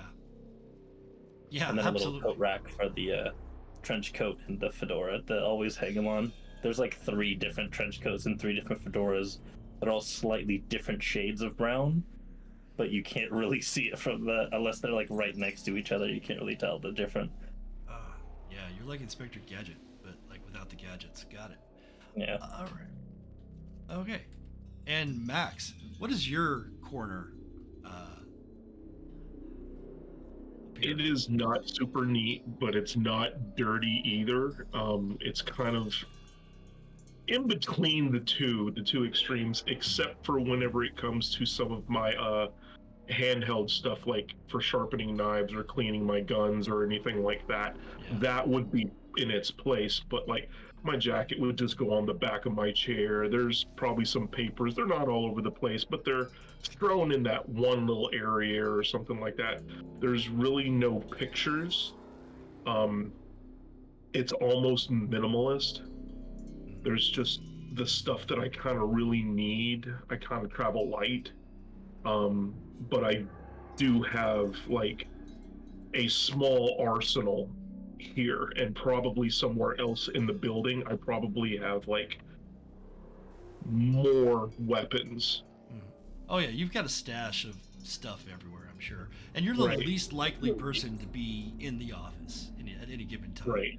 It's usually going to be either Vince or Nadja. You are usually out. Okay. Right. So I definitely have. If we're here to relax, I'm probably cleaning or sharpening a blade or something. Absolutely. And all of you, after the night's events, your blood is up. The things are like that was exciting and important for the roles that you play, but the beast in you wants more. You're still, got that rage that just doesn't go away. And Clarion, you have yet to find a comfortable space. In fact, you feel crowded. You don't fit in yet, and you were dropped off like a toddler in daycare. And after this first mission with the Garou, how are you feeling?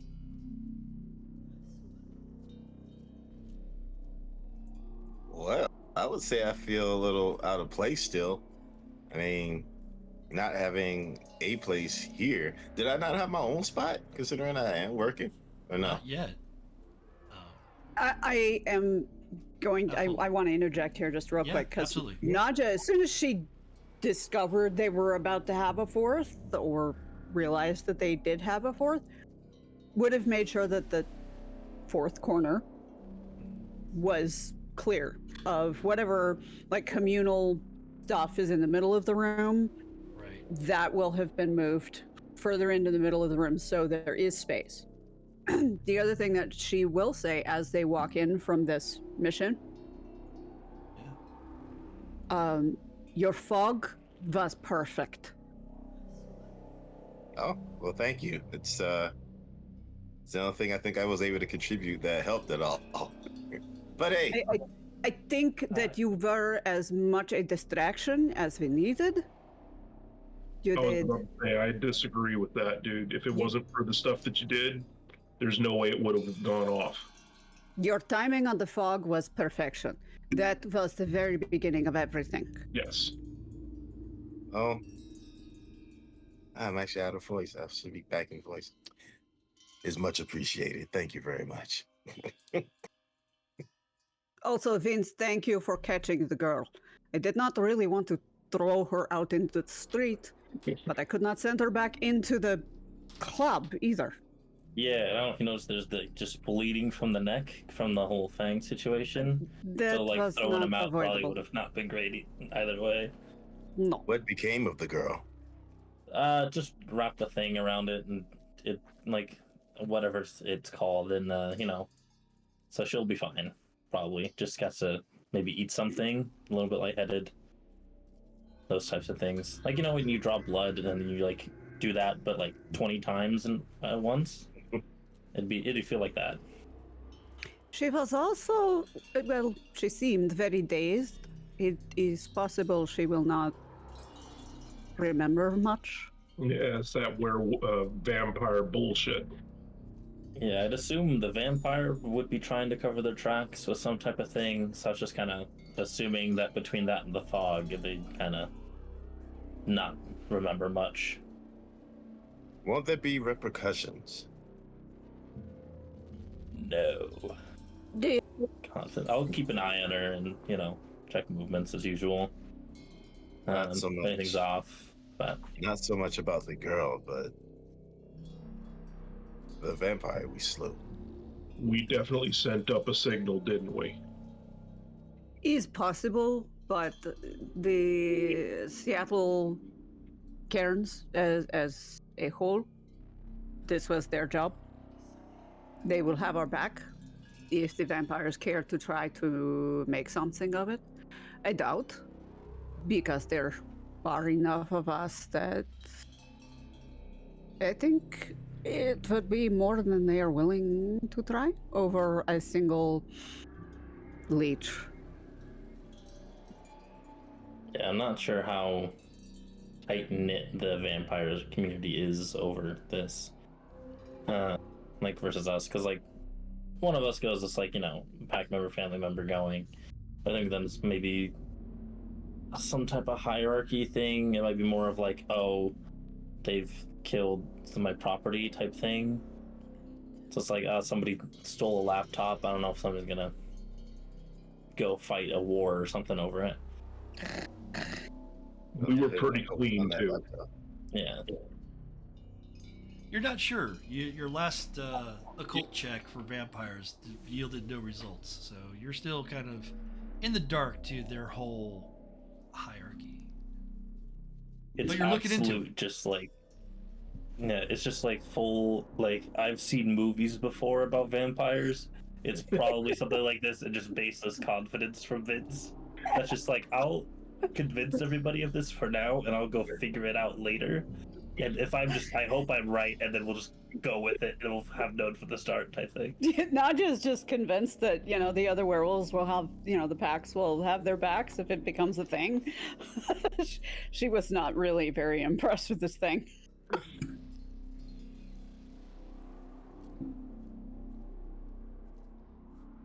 As you kind of discuss and debrief from the evening, is there anything else that you wanted to talk to one another about? Or have any concerns or ideas? Well, Clarion definitely has concerns. Yeah, First off, okay, who's in the room still? Is everybody still there? the four of you. Yeah. Okay. So, Max, Nadja, and Vince, correct? Yeah. Why exactly are we doing what we do?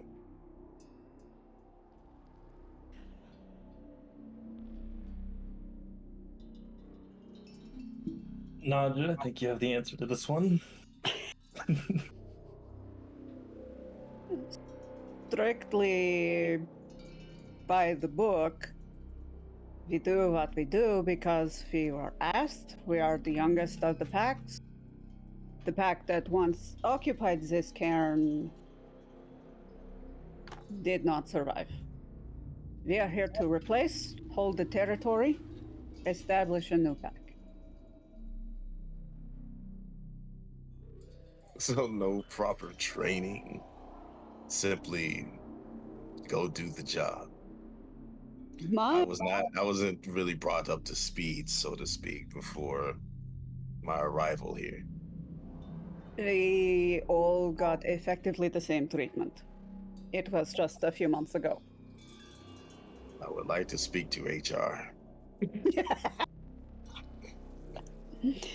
My You have mentor, HR's number. Yeah, a little piece of paper says "Do not call," and then it's got the Mage Whisperer, Alice Amick, written on it. Nice.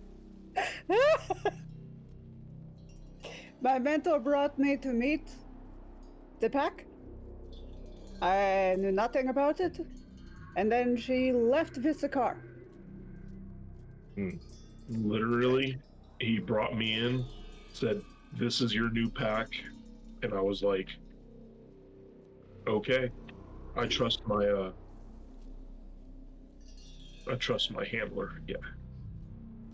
I just got a note with a time and a place and how to figure it out. So, we're all just here at this point.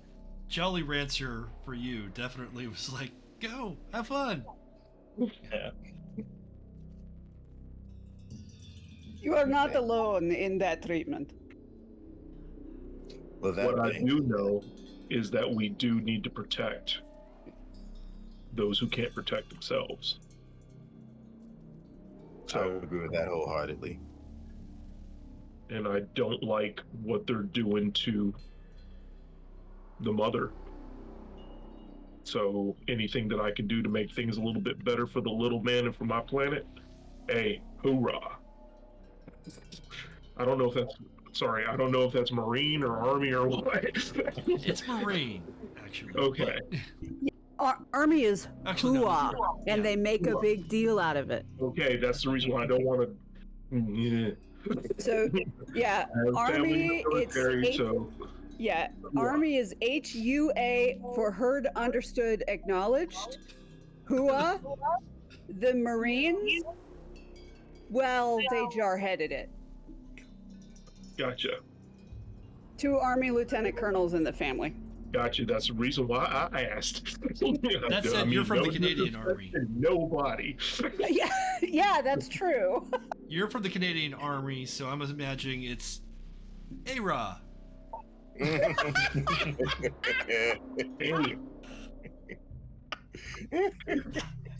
I like it. Yes. sure, why not? The general vibe in the room, you guys kind of start relaxing. You start getting back into, the groove of things. Things have calmed down. You're no longer quite as up as you were.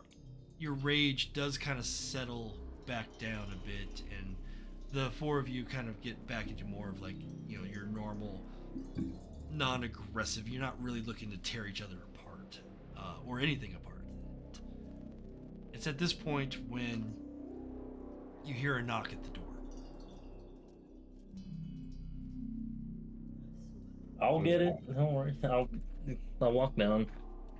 Nadja just tucks a hand behind her back. She's she remains in her seat. I'm looking around. I'm sorry. Yeah, I'm looking around at everybody else trying to figure out, okay, what's happening? Is this a normal thing? Visitors? Depends on the visitor. When you get to the door and you answer it, it's Kate, the waitress, and she looks at you a bit nervously. Hey, Kate, what's up? I think Miss Nadja has a visitor. All right. Okay. Seemingly not a usual thing. No. Nadja goes ahead and gets to her feet. Did they give name? I mean, he said his name was James. Didn't really say much more than that. Just said that he wanted to, that he just wanted to see you.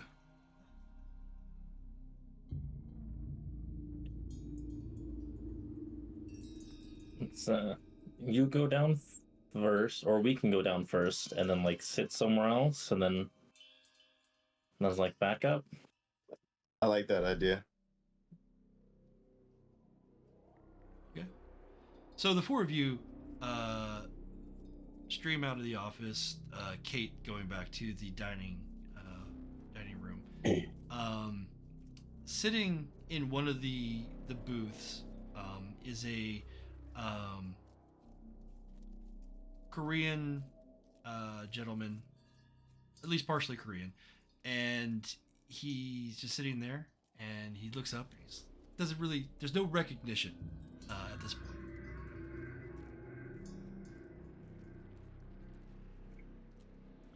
Okay, so Nadja kind of lets the others filter in first, gives them a few seconds to get situated, and then allows herself to move into line of sight in the dining room. I'm assuming he's basically the only person there that wasn't there when we walked through before. Right, and there was not a whole lot of people there to begin with. Okay, so Pretty it's late. obvious who it is that we're talking about. Yeah, you're in the middle of Maple Valley. There's nothing going on. A couple of truckers sometimes come through at this point in the night.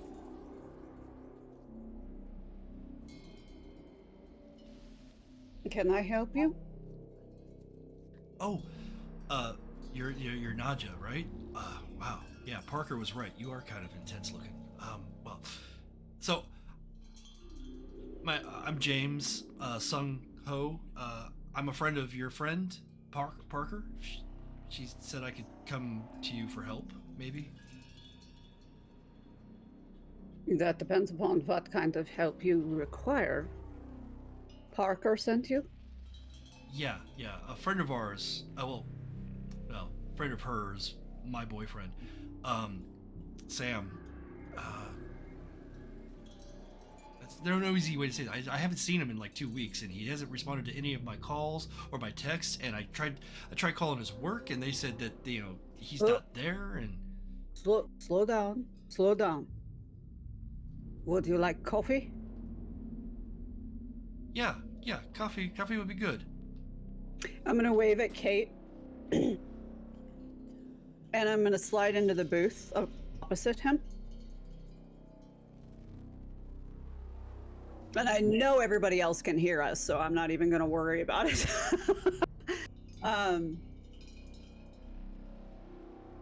If we have coffee, you slow down and you tell me from beginning. Okay. Yeah, I can do this. Yeah. So Let us start with, is there anyone that you can think of that he might have gone to?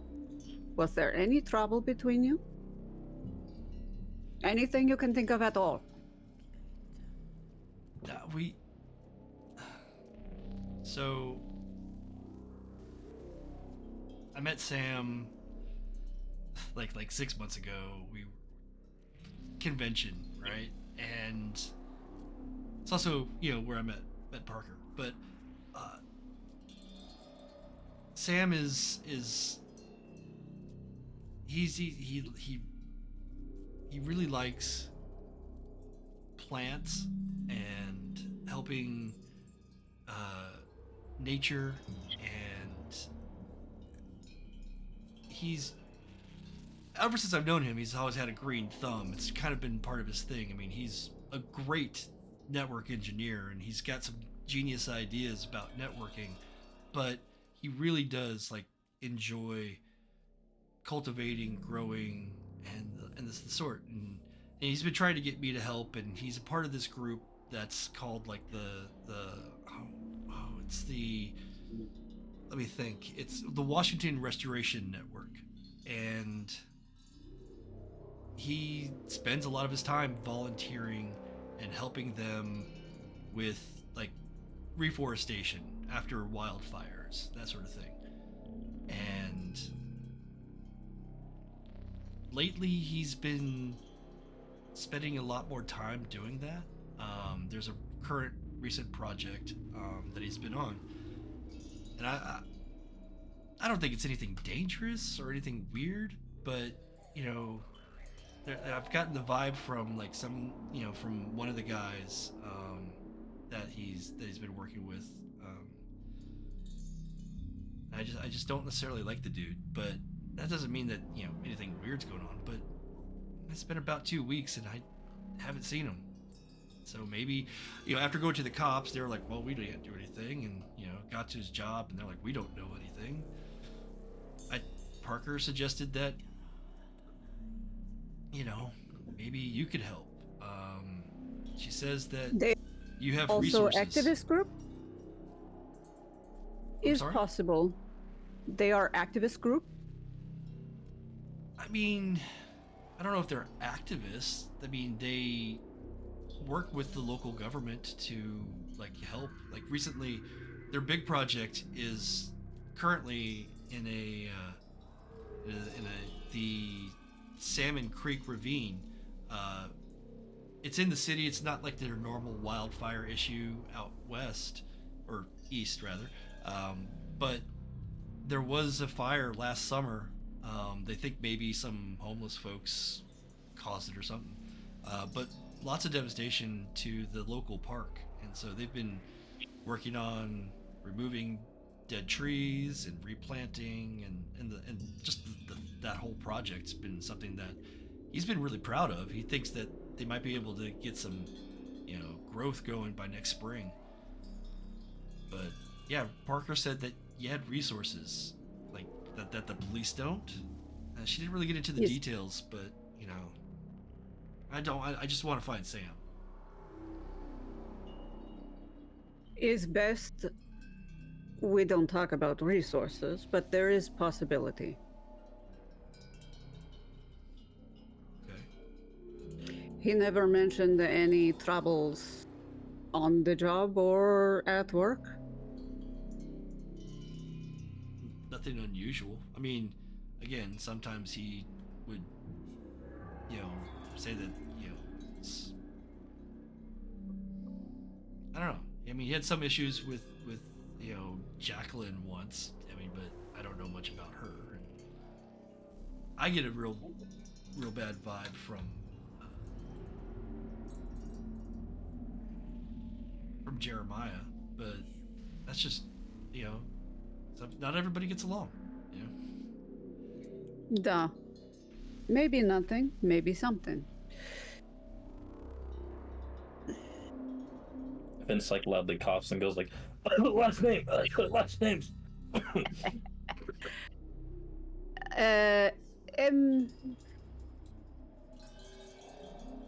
Let's see.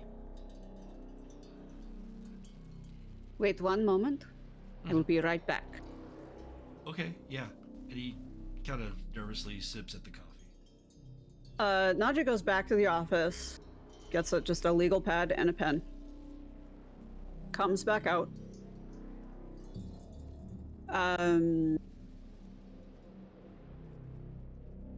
Sits down, and okay, we go through a timeline. Now, as much detail as you can give me, names and dates, and I will need your contact information as well. Yeah, absolutely, 100%. I can do that.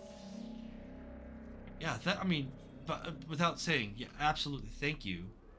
First, yeah, I mean, I'm really glad that Parker Net has friends. She seems. You like thank such a, Parker. You thank Parker. This favor is for her. And he starts writing down various he knows there's a guy named Jeremiah and Jacqueline. He doesn't know the people that Sam works with. He writes down that Sam's name is actually Simsek Khan. He's a Turkish American, third generation. Goes by Sam, and he writes down the name of the group, the Washington Reforestation Network, that they've been working really almost exclusively lately on the Salmon Creek Ravine, and that it's been about 12 days, 12, 13 days since he last heard from Sam.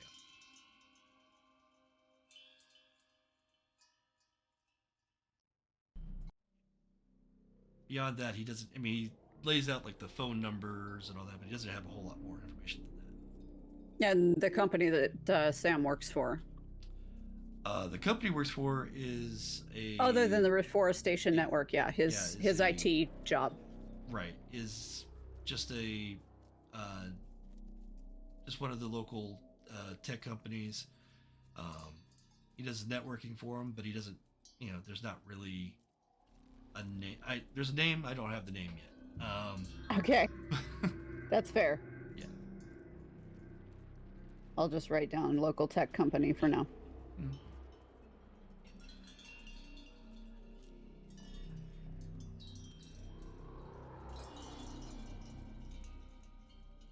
Okay.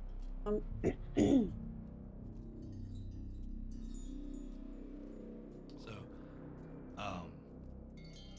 yeah, this coffee is, I mean, okay. He doesn't really, he wanted to be nice and say it was good, but then kind of stopped himself because he just couldn't bring himself to say it. We are on it. It's Seattle. This, there's better coffee in like around the corner. And no matter which coffee place you're at, there's better coffee somewhere else. Yeah.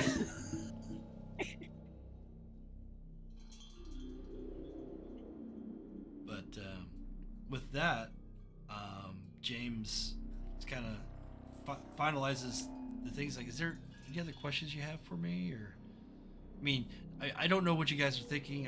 I don't know what you do.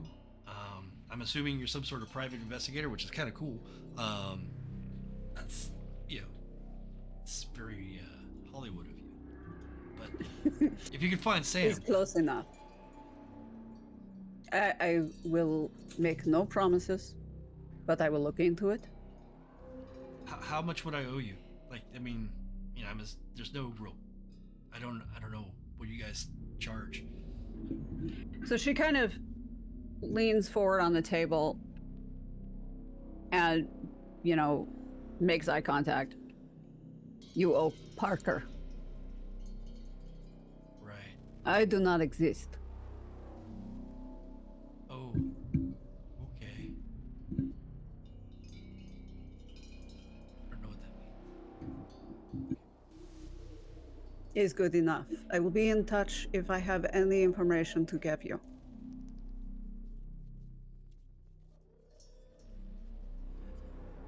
Okay. You got my number. I honestly, I'm probably not If I have any additional questions, we'll be in touch. Yeah, okay. Thank you. I will knit Parker a sweater or something. I'm not sure what she likes. But yeah, thank you. And thank you, and I will... You can do this, I guess. You got my number. All right, thank you again. So she gets up and kind of helps him up and starts walking him toward the door. Yeah, he doesn't really know what to do with himself. This is a weird... You go into some shady diner to, hire... Talk with an intense-looking woman with a Russian accent. Yeah, scary-looking Russian woman. And it's like, ugh. But he leaves. He walks out the diner. He goes to his car. He drives off. The four of you, of course, can reconvene. And you have your office, or you have here in the diner. You can do whatever you like. You have other places too, I'm sure. Well, yeah. I'm gonna motion back toward the office. We gotta get up and go back there. I feel like it's better than no one rather than the few people on the servers. Right. Yeah. And that's the thing, is that people could just walk in mid-conversation, so, nah. Okay. So you guys get back to your office. Y'all kind of it's interesting space because you all have like kind of your own desks and chairs in the corners, and then there's kind of like this free space in the middle, where you can kind of all face one another, and like there's never like it's an interesting combination of trust and mistrust because you all have your own corner where you can like sit with your back to the corner and make sure that there's nobody coming from any angle, but when you're at work, sometimes you are able to turn your back on the others in the room. Makes for interesting conversations. But in this space, the four of you have the information that was provided by James. What do you do with that? This is not pack request, is personal favor. So none of you are obligated to assist with this. I think But Vince is would really... appreciate if you choose to. Vince goes like, yeah. Just you organize the information. I'll go look at this Jacqueline and the Jeremiah from the watch stuff. I just like just goes over to his the desk. diner. Yeah. Just goes through this and start looking up the Washington Restoration Network and tries to see if there's like a members list and like start going through that just to find at least full names and other things that we can bounce off of. Right, and the as yet unnamed company that he actually works for as well, and a list of employees there. So you don't have a great computer, as you mentioned before. Yeah. All right, go ahead. It's a slow process. That's why it's like you guys organize the information. I'll be back for like an hour when my website loads for the first time. This is where Nadja's background search information ability comes in. You're still running on dial-up. You can just you hear the machine screech as you try to connect to the internet. You were saying, what were you going to say, Clarion? Oh, I was gonna ask, like, are we now undergoing missing persons cases? As said, is personal favor, but not a thing I will ask any of you to risk yourselves on. That's up to me. If you wish to assist, feel free. Is not How can we required. make that decision unless we know what we're getting into? I'll wait for Vince. is best I can say. It's like this is my job. I do this every day. We'll get to the point. We'll figure out. We'll kind of see how shady it is. Then you can make a decision. Then. What are we looking at? Yeah. Because that's his thing. I make no promise to James. Parker is a friend. I will do this favor for her, but I don't know yet. Okay. So yeah, you decide to let Vince kind of work the angles that he can in terms of contacts and data research. The following day, after you guys go to your respective homes, and you all have like apartments or homes nearby, you don't live and sleep in the diner, though that would be although Vince might, who knows.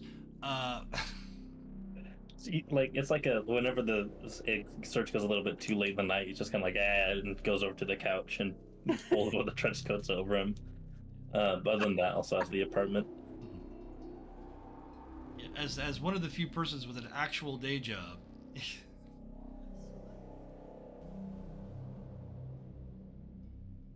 Sorry, what was that? Oh, Vince is just one of the few that actually has like a job. But Clarion does too. Clarion, the following morning you do your routes, and when you finish with your normal early morning routine as you collect garbage from and around your area of the city, Um, you get back to the diner with the rest of the pack, and Vince, you've let's have Before I go ahead. before I return, is it possible to like check in on one of my touchstones? Yes, you can. I'd say that you. Well, I who can would check you like? in on Troy. Check it on Troy. Yeah, so you're on the route. Troy keeps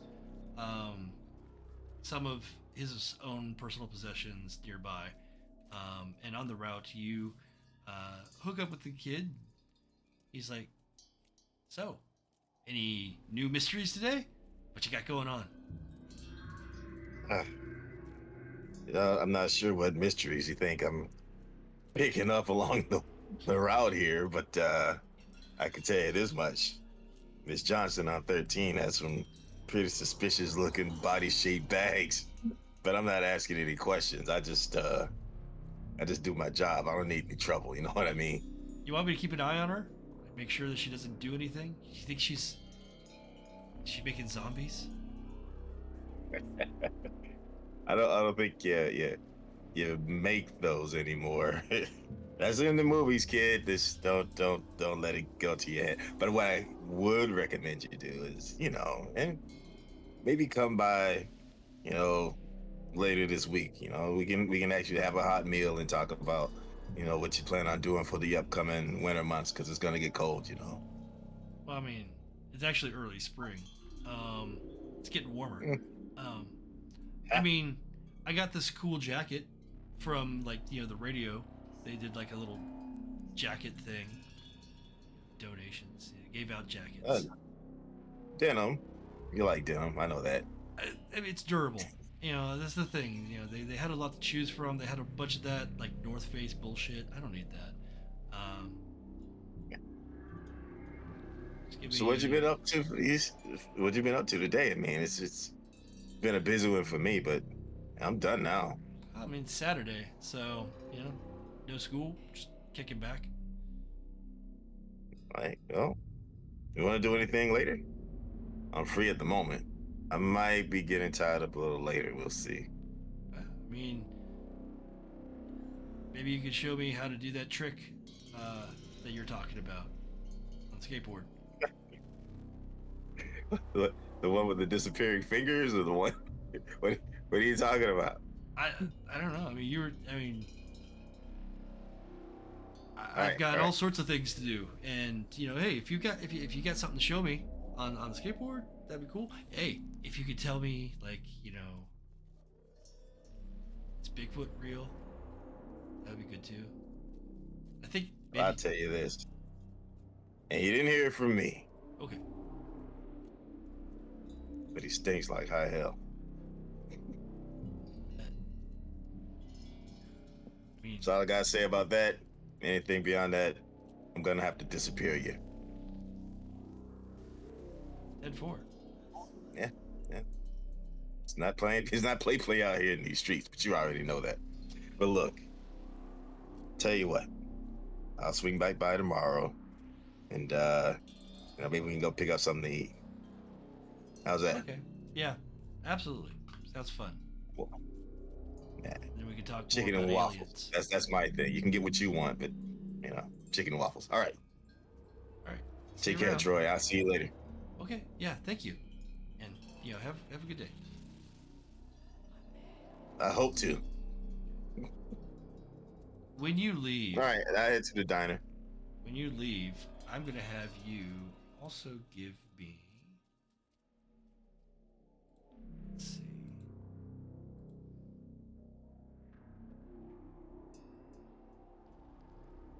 I'm gonna have you roll wits and awareness. That's right. I got a freaking stalker. 2 successes. So you recognize that Troy follows you as best he can. He gets on a bike, and garbage route, you stop a lot. So he has oftentimes able to catch up and follow your route.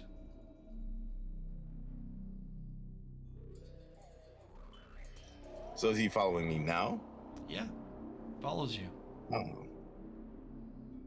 Right, so am I just now recognizing that he follows me on a regular basis, or am I just you now recognize- recognizing he's following me now? You recognize that he's regularly? following now. He's done it before, but he's definitely doing it now. He doesn't always follow you. Sometimes he's got stuff to do, but he's got a free Saturday. Okay. All right, and am I on foot? Well, no, you're on your truck. Because I figured I was off work at this point. Okay. At that point, you're able to lose him because he can't keep up on a bike. He's just a kid on a bike. Sweet. I gotta figure out something about that. I don't want to rile him up, but at the same time, I can't have him figuring out stuff. I can't turn people, can I? That's right. That's right. That's in the movies. I got it. Okay. I'm like, all right, little man, welcome to the darkness. All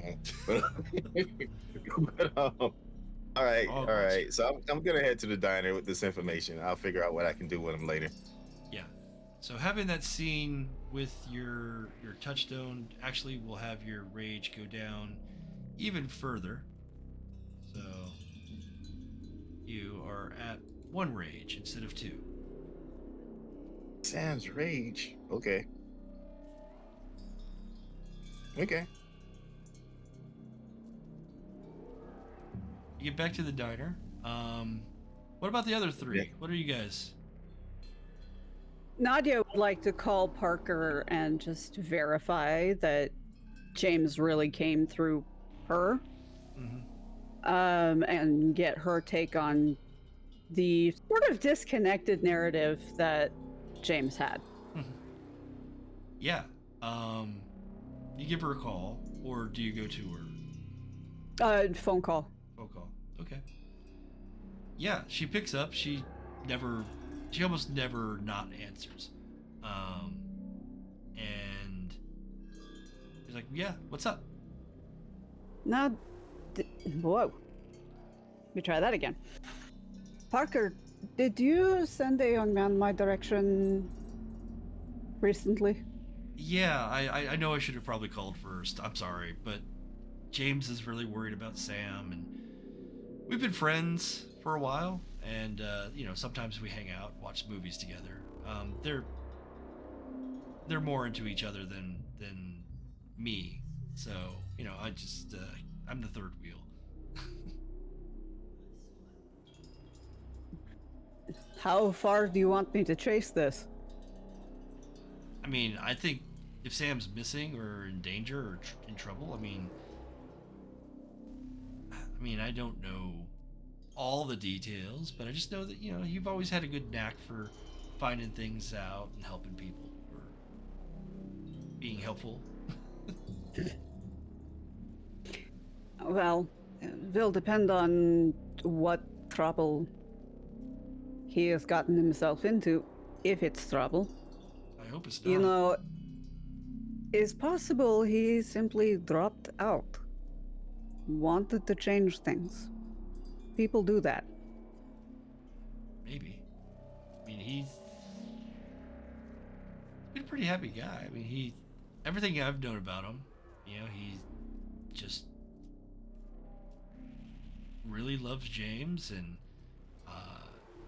works to help better the planet. He really is kind of a environmentalist type guy.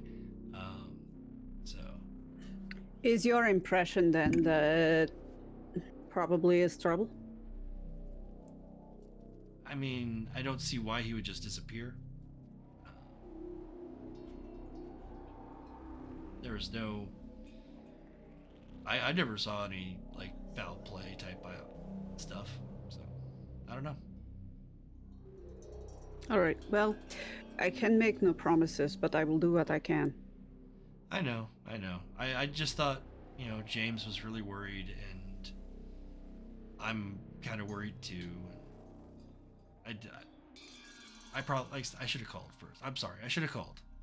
Isol, how have you been doing? Oh, I mean, people keep talking at me, and I just want them to all go away. He's fair. Have you settled in well? I moved down here, a couple years ago, and it's been really great that you're down here now. I mean, actually get to talk to somebody I care about. We should do a movie night. It's spring. I'm feeling, I don't know, I mean, usually the fall is like all Harry Potter, but I'm feeling like Lord of the Rings. What do you think? We could do a marathon. Okay. I'd love that. All weekend. Yeah, maybe we'll call James and Sam over and make it a foursome. And then I won't feel like a third wheel. Not sure they will be all that comfortable. James seemed a little wary. Of you? I mean, Duh. you're a scary Betty bitch. That's true. All right. I should probably let you go for now, but I will let you know and James if I come up with anything about Sam. Thank you. I appreciate it. Take care. Of course. Yeah, see ya.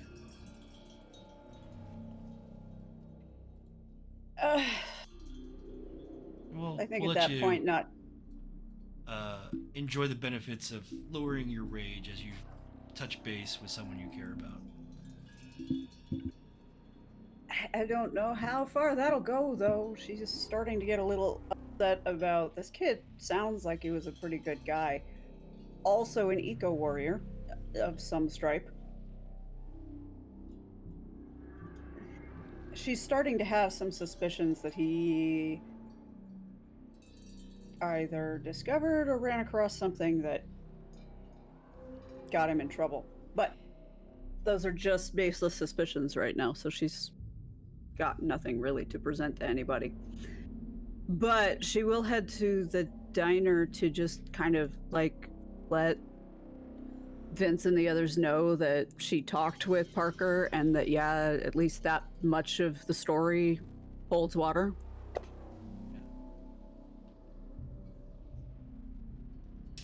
Vince, Okay. I am going to have you roll for intelligence and investigation with the information that you have. Not bad. 4 successes. Not a whole lot of hidden information. It's actually very easy to find the website for the network. They post a lot of eco-positive ideas. They definitely talk about replanting, lost vegetation and forestation. And they have links on the site to various, organizations that, can assist with lessening forest fires, as well as just keeping the planet on a green path and trying to avert the coming climate change disaster. You see a list of volunteers. In that, you do see Sam. You see a list of various people. Jacqueline Bates. Sam is in there. There's an Aisha Kreider, Joy Emadou, Hannah Harcourt, and there's also a list of other names that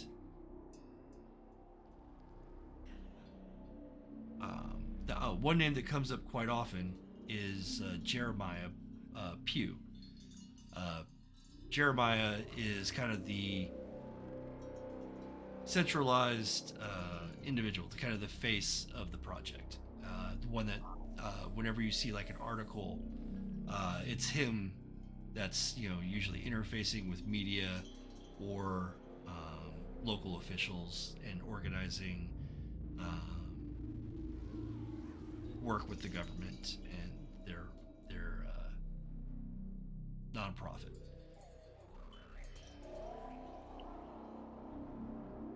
Yeah, Vince definitely spent the night putting the board together of like, here's the network with like general information of like, they're green, whatever, and then has a list of the people that work there in like most interesting order. So like Jeremiah's at the top, Jacqueline's at the top, and then kind of in like a most involved type list. And then did I find anything about like their newest project that James was talking about? You read up on that in the summer there was a massive fire in the creek, salmon something. Too many notes. There we go. The Salmon Creek ravine. It devastated a large swath of parkland and in the area. It's in kind of West Seattle, kind of northwest of SeaTac, and it's closer to the shore than most Seattle, or rather most of that area. So, like I said, it was unusual to have such a fire, but this one was pretty big. Yeah, and then that's also just marked as location of interest, and there's a little note on the side that's like, look more into Jeremiah, look more into Jacqueline, look into this location, and then go to the others. Also, as you are doing the research here, and you know the area a little better than some others, because this is the territory of Jolly Rancher and her Rat City rollers. Yeah, I definitely, when I figured that out, probably sent a fax over to Jolly Rancher, and probably wouldn't have gotten a response right away.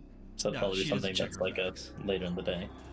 Yeah, there's probably also like a really poorly sent text from his like flip phone, which is like indecipherable, which is usually just the signal to Jolly to be like, okay, I should check my fax machine. Yeah. Yeah, and I think Vince probably slept there because it probably got really late, and then I think they would have been woken up by Danny knocking on the door, asking to like help with his homework type thing. So he'd be down in the diner eating breakfast with Danny, helping with homework when everybody starts showing up. Yeah. Standing orders from Nadja is to feed this kid whenever he shows. So yeah, Danny shows up, and they're like, yo, long night? Yeah, you know, the usual when investigating things. Just, yeah, you can see the mess of the board, but... Well, he's not in your office, so probably not. Oh, yeah. Well, you probably said that. But he's like, yeah, I got a weird feeling about that. Something... Are you... He looks at you, and he's like, yeah, you don't look good. Yeah. You know, long nights. Long nights, small fights, no sleeps. No, it is. You got in a fight? I didn't. You know, it's just like when you're doing investigating stuff, there's a lot of ones happen around you, and just kind of like the tense of like, do I need to step in? Do I not need to step in? You know, just like avoidance. Yeah, I get that, I think. Yeah, anyway, back to your homework. You had homework questions. Let's focus on that, not my job. All right. You sit down with Danny for a good moment. You know, he's got himself some, you know, smiley face pancakes, or the equivalent of. And you go over some of the work. It's not terribly difficult. You kept up with your arithmetic, so you get a sense that you've been able to convey some knowledge, and he learns some new things and maybe some new ways to do some math, and then they look around and they're like, okay, well, I gotta go, you know, sorry. I know, it's fine. Saturday free day, stuff to do. Yeah, maybe. I got some things to do, and hey, the Sunday edition. Gotta get up bright and early for that tomorrow. So. Yeah. Okay. Well, thanks, Vince. I really do appreciate it, and I'll see you later. I'll tell Nadja I said hi. Yeah, I will. She'll see the empty plate and be happy, I think. Well, yeah. Okay. Trying to watch my weight. And then might want to come around a little bit less often. They wink and they head out because why would they really watch their weight? So, Max, what are you up to in this gray space? So, what I'm thinking is, since I've already kind of taken it upon myself to make sure that Vince is okay, since he's not really the fighter, and the way I think is that I need to make sure that we're all taken care of. Obviously, Nadja can take care of herself. Clarion has definitely proven he can take care of himself, so I've been working on a small side project to make Vince like a weapon, a couple of weapons that he can have on his person while we go out and do stuff. Okay. So I'm crafting like a gun and maybe a blade that he can hold on to him. Nothing super big, easily concealable, but with enough punch that he can put a hole in something if he needs to. So you're just looking for like you're crafting. You said a knife or a gun? Well, I think at first I'm going to craft him a gun. Okay. Yeah. So you got your resources. You're going to try and make a gun that maybe Vince will be comfortable with, and also something that you can start teaching him. How to shoot. We'll say that this is going to be something that's like a start of a project. Nothing that has immediate results, but I would say let's go ahead and have you get the first batch. We'll have a roll of...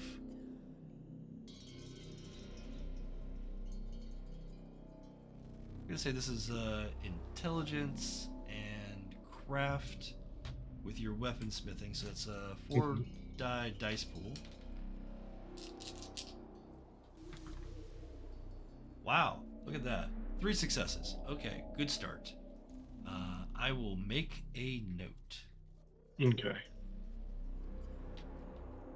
Well, as I'm sitting there tinkering, trying to think of having Vince in mind and trying to think of, concoct a gun that will fit him, I keep glancing over at my phone. Okay. And not in the middle, but there's a point where I just, I need to take a break, and I call my buddy. Okay, yeah. So you're going to give Murray a call? Yeah. Mr. Fletcher? Okay, yeah. Easy enough. Fletcher, yeah, he's not busy. It's a Saturday. He's probably just sleeping in. Right. He works as a consultant. He doesn't have a whole lot of weekend activity beyond what's his own. Right. So for me, it's still kind of awkward. So I'm like, what's up, buddy? Oh, hi, man. Oh, jeez. It's just been kind of lackadaisical. I mean, the cops here just need a little bit of encouragement every once in a while, and so I've been doing my best to consult and make sure that they got everything that they need. And that's good. Americans, man, they're weird. Really weird about their guns. So are you, but you're more American than Canadian, I think, in that regard. Yeah. But you know how that goes, eh? Yeah, I do. Absolutely. I'm all about it. Yep. That Canadian lifestyle. Hey. Yep. So, outside of that, you're doing okay? Yeah, I mean, I'll be honest. Some nights are better than others, but you know, they pay me well, and I get the checks, so I'm doing all right. I'm sorry. Hey, you know, it's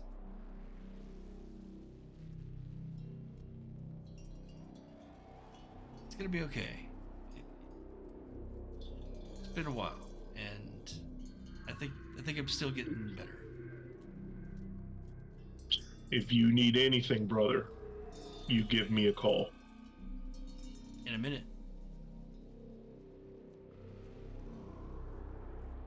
All right, man. I'm working on a project here, and I just kind of wanted to touch base and see how you were doing. I appreciate it. Thank you.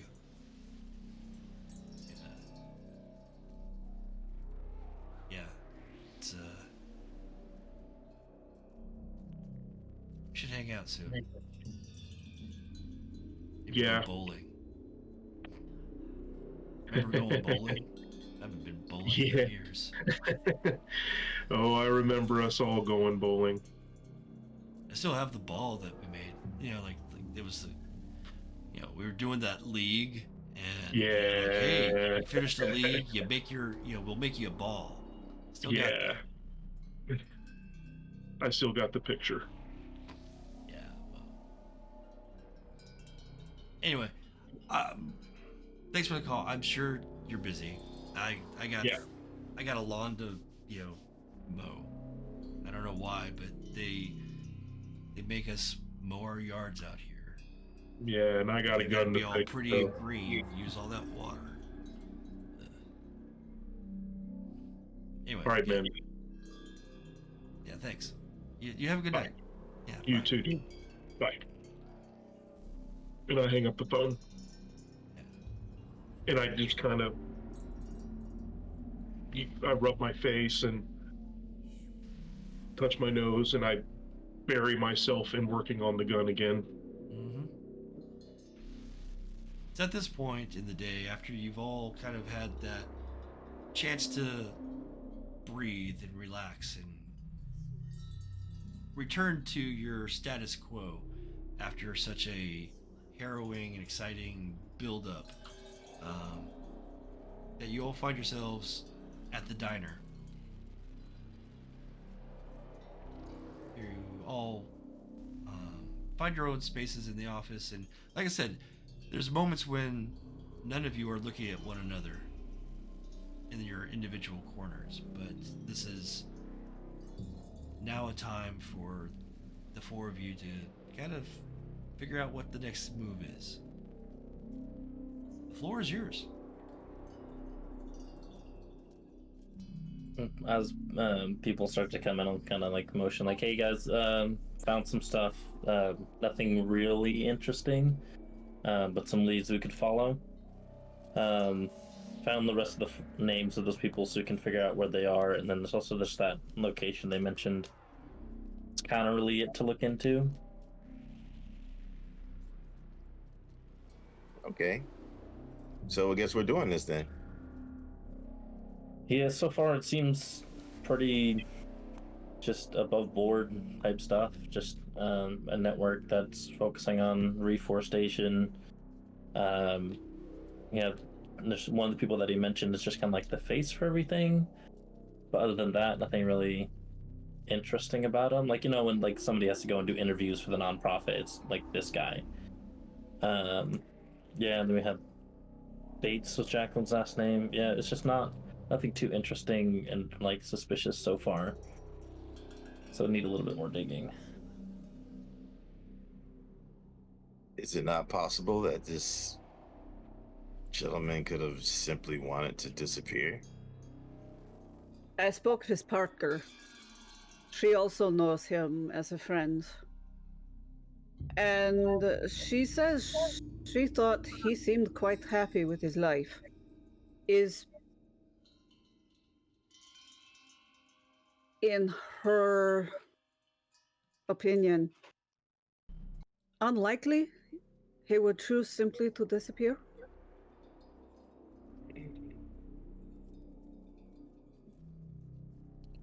We can go have a little peek in Sam Creek. It's in Seattle, so maybe go there, see if we can kind of figure out what questions to ask, then go. Probably easier to get time with Jacqueline than otherwise to try Jeremiah. Otherwise, you have some other people we can start to bother.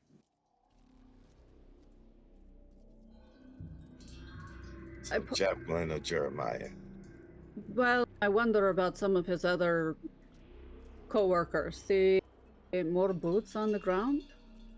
Because it seemed as though that is what he enjoyed.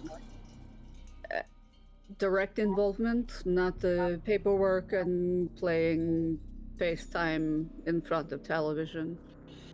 Yeah, that could be like a point of contention between Jeremiah and him. Otherwise, I really only found names of people, not too much about who really does boots on the ground work. I do agree. James definitely mentioned Jeremiah and Jacqueline as possible trouble with Sam.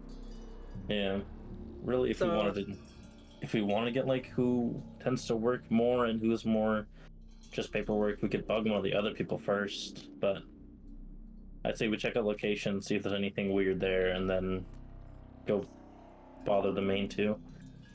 I agree. I begin to wonder if this isn't something we should be involved in officially, because this is environmental group. If someone is disappearing members, something is strange. And if it's just this one, why? Yeah. I mean, if we just start seeing other people go missing, then we know it's a big thing. Duh. But I think for now we just assume it's the one and that it's not related directly to the reforestation yet. That's what I'm hoping to gather from going to the location. If no basis for it, is only a feeling, but I do wonder. I think, though, you are correct. Checking out location to start. Yeah, I can head there by myself with one other person. I don't have to do a full group thing, because at least right now it's still personal. If we find out they're taking out an entire, go green group, we might want to be a bit more involved as a Kern, but right now it's still personal, so if you guys don't want to get involved right now or you have other things that you need to take care of, then that's priority. Duh. It should be me to go with you, at least for now. Yeah. Anybody else want to hop in? I've got nothing else better to do at the moment, and plus, honestly, the way I see it, you're a part of my pack. I got you back. So at what point will the numbers make it more of a suspicious look? At 2, 3 I maybe? think even, yes, just So one more. We're already at 3. If you want, I can hang back. Why not have 2 sets of people go? Well, I don't know. The thing with interrogating him now is that we don't really know what to ask other than just their relationship to him. If we want to find out whether there's something a bit deeper first and then go ask, I think we might have a little bit better chance of uncovering if there is something worse. What if one or 2 of us were to apply for a position in said company? Just get some eyes on the inside. An interview will do that. Yeah, if you're willing to go that route, then I guess Nadja and I can go to the site directly, have a poke around, and then if you guys want to work on getting an interview, getting more of an inside look. Okay. 2 fronts. As volunteers would be easy, I should think, to at least get a feel. Mm-hmm. I Go with that. am still getting used to pack on this scale, but I appreciate your help with this. Thank you. Pack stuff. I'll get to making some phone calls. See if I can get something set up. I can be unhappy with my job. That's always a great excuse. All right, we'll get going. Start looking over there. Okay. All right. I'm gonna back Clarion up. Sounds good. All right. So Clarion and Max, you go off to, you look up and you kind of see like where their central office is, and it's kind of just downtown Seattle. They have a small little office there. Nadja and Vince, you head off to West Seattle to inspect the ravine. And I think that is a good place for us to end today's session. Getting you set up for that next big dive. Don't we have But bad experiences going into buildings like this? Maybe. I will say, well, we'll go into that next time. Never mind. Oh boy. But, well, I don't want to get into too much because if I get into it, then we're not going to stop. And yeah, there's a certain flow that you got to go with. But this has been awesome. I think this has been fun. I hope you guys had a good time. Yeah. I definitely did, for sure. Yeah. Oh yeah. Yeah. Fantastic.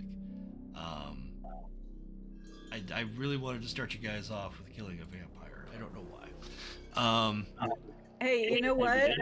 Start with a bang, and you know what? I got to cut the head off, so I'm good. Yeah, indeed. All right. Well, before we head off, I just want to remind everybody who's watching that this is, Puget Sound of Rage. I'm Tim Dahlia of the Dahlia World Garden. These are my friends. They all volunteer their time, and they've got stuff going on in their real lives, but they spend a couple hours with me to do cool stuff like this, and I'm eternally grateful for it all. Going round robin, we'll go in reverse order here. Brian, where can people find you, and what are you all about? And all right, let me know, and so we can let them know. So yeah, the spiel goes. I am Brian D. Covington, the author of Between Magic and Dreams. There we go. And it's an urban fantasy piece. Takes place in Atlanta, Georgia. Lots of fun stuff. We can get into all that stuff later. But you can find me on Instagram and TikTok mainly. I'll be not only talking book stuff, but also introducing you to other comic creators that are out there that you most likely haven't heard of that have dope content. So check me out. I do. Also enjoy those Inktober things you've been doing. So good stuff. Yeah. Hopefully I can get more people to talk with on there, because unless you just like listening to lo-fi and watching me draw, it can get pretty quiet. I'm down with that. I do that all the time. All right. Following Brian up, Wim, thank you for being here. Yeah, I'm in one really cool other thing that's called Seattle at Dawn. There's a lot of videos out already, so you can go watch those. Other than that, not really anywhere to find me. Please don't go looking. Okay, I think I might have I might have some links to that Seattle at Dawn thing as well. Yeah, that one's good. That one's a good one to start on. I'm a fan. All right, Scott. Well, You really can't find me anywhere. I'm hardly ever online, but I do definitely play some Seattle at Dawn. So if you want to see this face there, that's about it. Okay. Hey, you know what? I mean, not everybody has to be on YouTube. I don't know why I did this. That's right. I'm on Dear YouTube, but God. I'm usually looking at cat videos. Yes, exactly. I wish I was doing that. There are times when I really question my decision-making skills. All right. And bringing up the rear, last but not least, my friend Cindy. I'm Cindy. I'm playing Nadja Volkov here. I play Inea in Mage, which was already talked about. Yeah. Otherwise, you can find me wasting time or being productive, depending on your perspective, in Final Fantasy XIV as Tanea Shadewalker. That's how Tim and I met, playing MMOs, and I still do that. And that's honestly, this is about where you'll find me. If there's a game to be played, I am all in. I will keep inviting you, and you keep showing up, so I guess it's good. Anyway, thank you guys, all of you, for being here. We'll end this animation, and then we'll go into some post-game stuff, but nobody else needs to see that. And yeah, everybody else who's watching, have a good night. And my players, hold on. I will be with you in just a moment. Good night.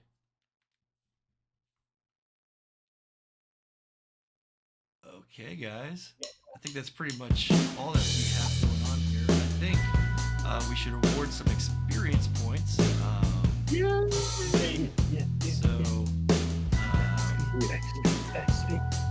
all of you. Yeah. Let's see. Automatic for being